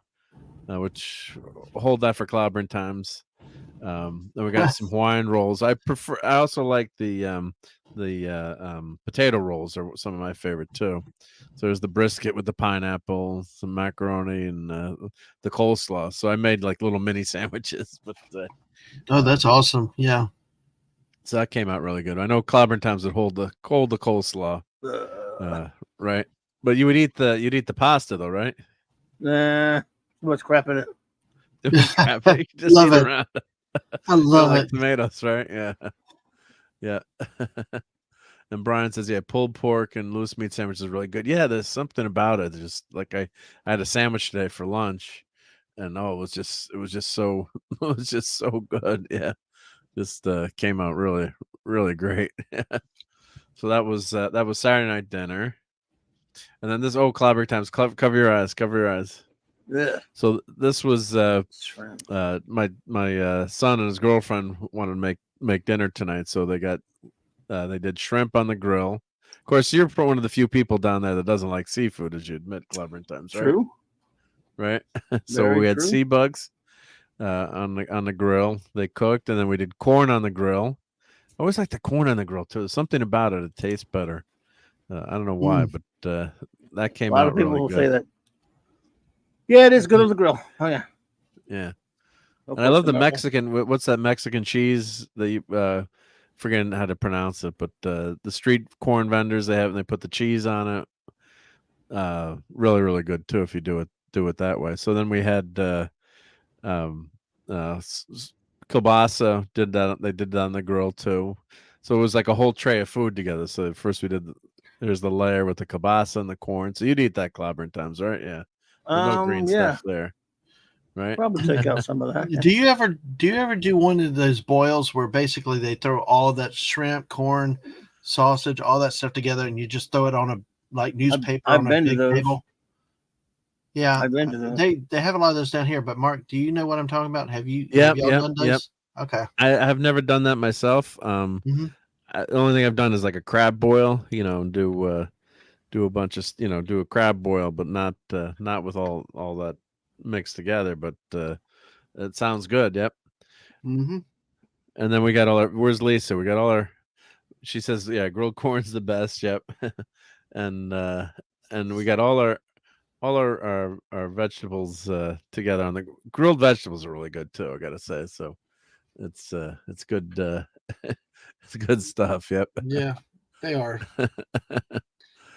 But only a sampling of them. We're going to save our energy on the meat and the seafood. Yeah. So pineapple is good on pulled pork. It's not effing pizza. Yep. So pulled pork hash. I don't know what that is. Is that mixed with some other kind of meat? And Lisa says grilled corn is the best. Yep. Oh, so it's just like corned beef hash. Only use pulled pork. Oh, okay. There we go. Yeah, thank you, Brian. Yeah, cojita cheese. Yep. Yeah, I'm trying to remember what how to pronounce it, but that's super good on your corn. I love that Mexican street corn. Good stuff. Yep. And Lisa's had too much zucchini lately. So yeah, do your grilled veggies, and so then they mixed it all together. So we had that going on the green egg, showing my son how to do some barbecue. I did a lot of it, but I was trying to help him, show him how to do it. So then you mix everything together on the tray. So it's kind of like you said, like all in the pot together. And then Old Bay, right? You got to have Old Bay, right? So Old Bay on there, and it was darn good. So it was a good mix with all the sea bugs and everything. So, and it was nice. They did all the prep and did all the work, and yeah, it came out really good. So it was a good meal. Good meal. It's good stuff. So then they made pasta too. So I had that on pasta. Yep. So I had plenty of food tonight. I can't complain. So that was really good. And then we had dessert too. So hopefully you guys will like like this. So this was Eric's my son's girlfriend made this. Looks pretty nice, huh? Not bad. So it's a 3-layer cake, and then fancy flowers and tomatoes and strawberries. Yeah, no tomatoes on the cake. Yep. So that came out really good. So it was a lemon cake. So yeah, it was good stuff. Good stuff. Yep. Oh, and Clay said, "Get that corn out of my face." Yeah. And Brahmable says the secret ingredient used for carnitas pulled pork is juniper berries. Makes it taste like a hot Hawaiian roast pit. So do you mash that in, or how do you or you just throw that in with the pulled pork? How do you do that, Brahma? Yep. And Lisa's impressed with all the grilling. Yep. And can you eat the flowers? No, you couldn't eat the flowers, but as Lisa says, very pretty. Yeah, it was an interesting touch on the cake. So yeah, she did a really nice job on that. No, it'd be nice if it was sugar flowers you could eat, but nope, couldn't eat them. But yeah, so yeah, it was three. There's something about a 3-layer cake. It was just really good when you got all the layers of stuff in there. So yeah, it was good. It was good stuff. So I hope. Thank you for attending Sunday Night Eatery. I hope I've made everyone hungry now, and we're gonna end the show so you can go to your refrigerator and pick out at this late hour. But yeah, it was. Did that. You did. That man left. No one. I did. No Waffle House. I had a hamburger left. So hey. He had a hamburger left, right? Yeah, yeah. Yeah, that cake looked nice too. Yeah, the cake was good. Yeah. Mm-hmm. So that was good stuff. So she made that special. It was funny because my son was supposed to buy like the powdered sugar. He didn't get enough. It's like, you're going back to the store to get some more. Eric was going back and forth. And E-Class says, "Damn, that looks delicious." Yeah, it was good. It was a lemon cake, and normally I don't like lemon, but she cooked it perfect. It wasn't, when you overcook a cake, if you overcook a cake, or it was really moist. It was really good stuff. Yep. There's nothing like a good lemon cake. You don't see it very often. I mean, most everything's vanilla, chocolate, yellow, just plain cake. But a good lemon cake, wow. Especially a bun cake. Oh yeah, bun cake. Oh, it's so good. Yeah. I'm gonna go to the fridge after this piece. But promise he cold smokes the pork shoulder, then throws in the pressure cooker with juniper berries. Oh, very interesting. Yep. Like the al pastor. I gotta check that out. Yeah, always like learning new techniques. Yep. And I do have a big pressure cooker. Yeah, and actually we had, growing up in an Italian family, we always had the pressure cooker going. A lot of people were scared of it, and a couple of times my aunt did blow it up when she's cooking lentil beans. But yeah, it's now you've got these fancy, all-in-one units where it's a little bit easier. What's that, one pot or whatever. We use that to make rice and stuff. And the pressure cooker is great because what it does, the increased pressure, then the water boils at a much higher temperature, so you can have a higher, cook it a lot hotter. So yeah, that's the science part of it. But yeah, very, very, very, very cool gadget that's old and does a great job. So, well, thanks for that tip, Brahma. Very cool. Yeah, the Instapot. Yeah, thank you. Stream burn. Yeah, the Instapot. Yeah, we bought the Instapot. We do rice is great in there. Yeah, it comes out great. Well, the missus says there's a canner type thing that's an Instapot type canner. She knows all the details, but yeah, Instapots are apparently really, really useful, very handy. Yeah. No, yeah, that works good. Yeah. Oh, cowboy caviar. Yeah. Oh, actually, we have a jar of cowboy caviar in our refrigerator right now. Actually, my wife just bought some. Yeah. Good. That's good stuff too. Yep. It's what is it, like peppers and it was beans and can't try to remember what the exact ingredients were, but yeah, tomatoes and black-eyed peas. I think I'm trying to remember, but yeah. It was cowboy caviar. Good stuff. Yep. All right. Well, let's get out of here. Everyone's had enough of the food, right? Enough of these bacon wrapped meatballs and all this grill stuff, right? It's the wrong time. It's just the wrong time of the day to be hungry. Yes, it is. Yeah, yep. But that's why you have a Waffle House near you. But anyway, go to the Waffle House now. Yep. But I just want to thank, of course, Courtney for being on. Thank you, Courtney, and hope to catch you next week. Thank you to Maddie's daddy for being here as well. Sorry we scared you away teasing with the Blue Beetle talk, but great to see you. And thank you for Latino Slant for stopping by in the chat again. Remember, watch his stream, I think at 2:30. And Eric K made fried chicken today. Awesome stuff. Nice. Yep. Oh, and the white sauce. I forgot to mention, Bob. I showed it last night on excuse me, on your stream, Dad, man. The Bob White Alabama. So I'll put the recipe in the link. Oh recipe man, link in here. That's just wrong. Oh, it's so good. That's just wrong. Oh, it's so good. The Bob White Alabama sauce.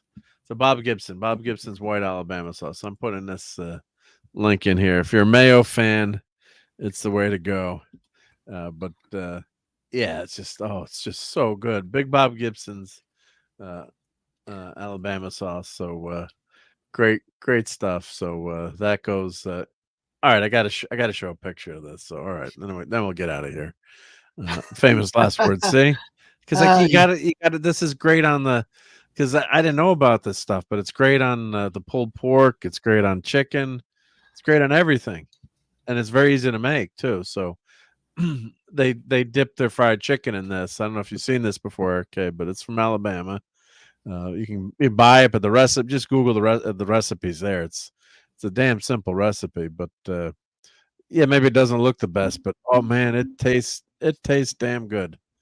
Oh, it's good stuff. So check out check out that sauce, and oh god, I love it. So anyway, Nice.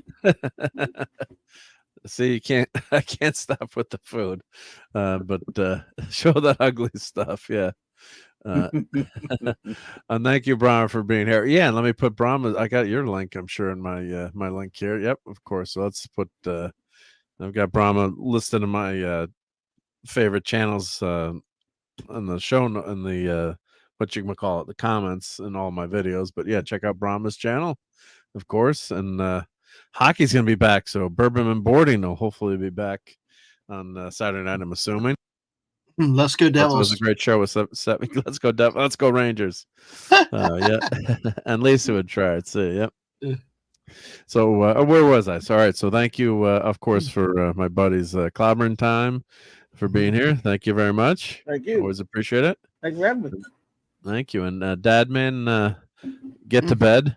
Don't go eat. Thank you for being here, Dadman. Yes, and sir. congrats Thanks, on always. Congrats on the 1 year, and check out Dadman's channel. I'm gonna put his link in. Everyone knows Dadman's channels. Everyone's got his link. But here we go, and check out his stuff during the week. But be forewarned, his streams sometimes go 10 hours, so you might be there a while.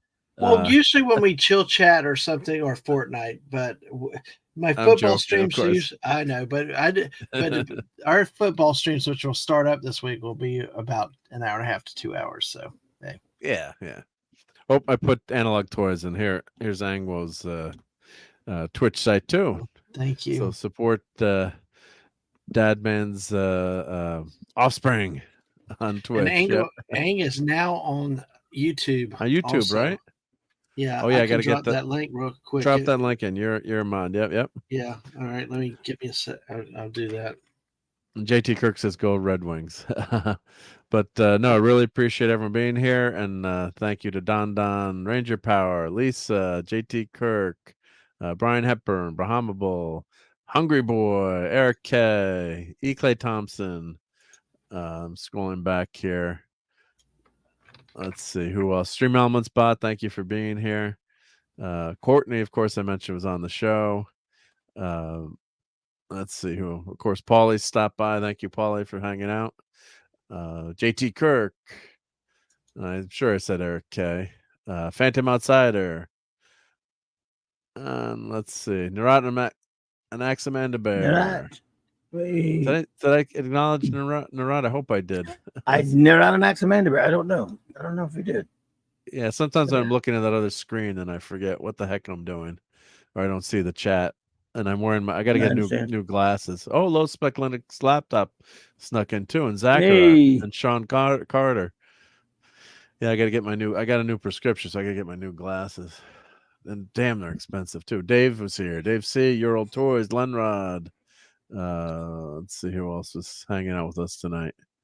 I think Red Dress Press, Claude Parrish, Editor of Jill. Let's see who else was here. All right, Don, right? Yeah. Jill, Lenrod, I said. Lisa, Claude Stallion. Geoff was in the chat. No. Minimus Prime was here. Minimus Prime was here. Yeah. Was here. Did you get Maddie's daddy? Maddie's daddy. Yep. Thank you for being here. Yeah. Yep. Much appreciated. Yep. And Courtney, Pat S. And Pat S. Of course, hanging out with us. Courtney, and Courtney. Yep. So I think I got it. Well, here I'm going to play my thank you to my channel members, even though my channel got nuked. And thank you to my.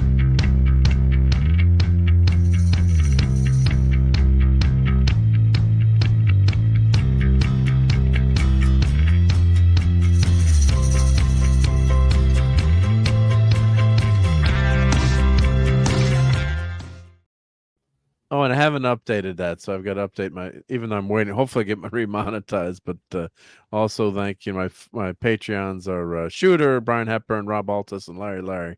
So I'll have to, even though I'm waiting to see what happens. Oh, and your Muslim uncle just popped in. And who's Lisa calling someone a jerk? Oh no, jerk is a Jamaican very I know, yeah.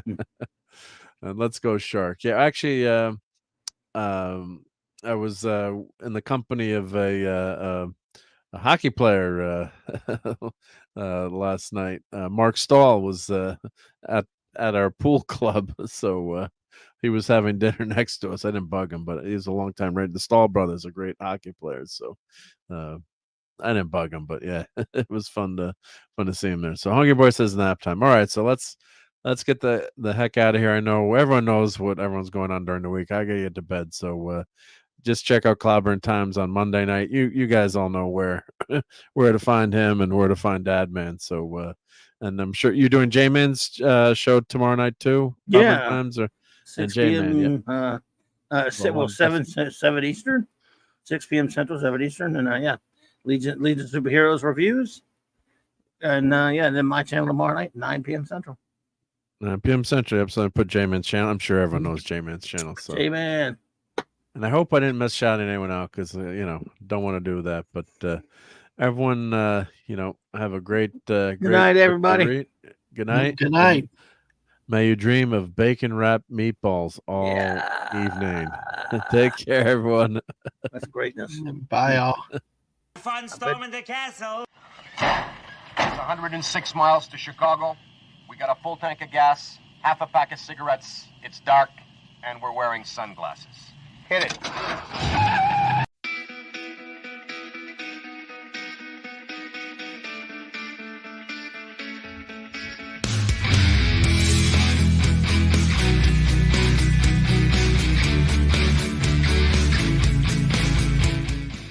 You're still here? It's over. Go home.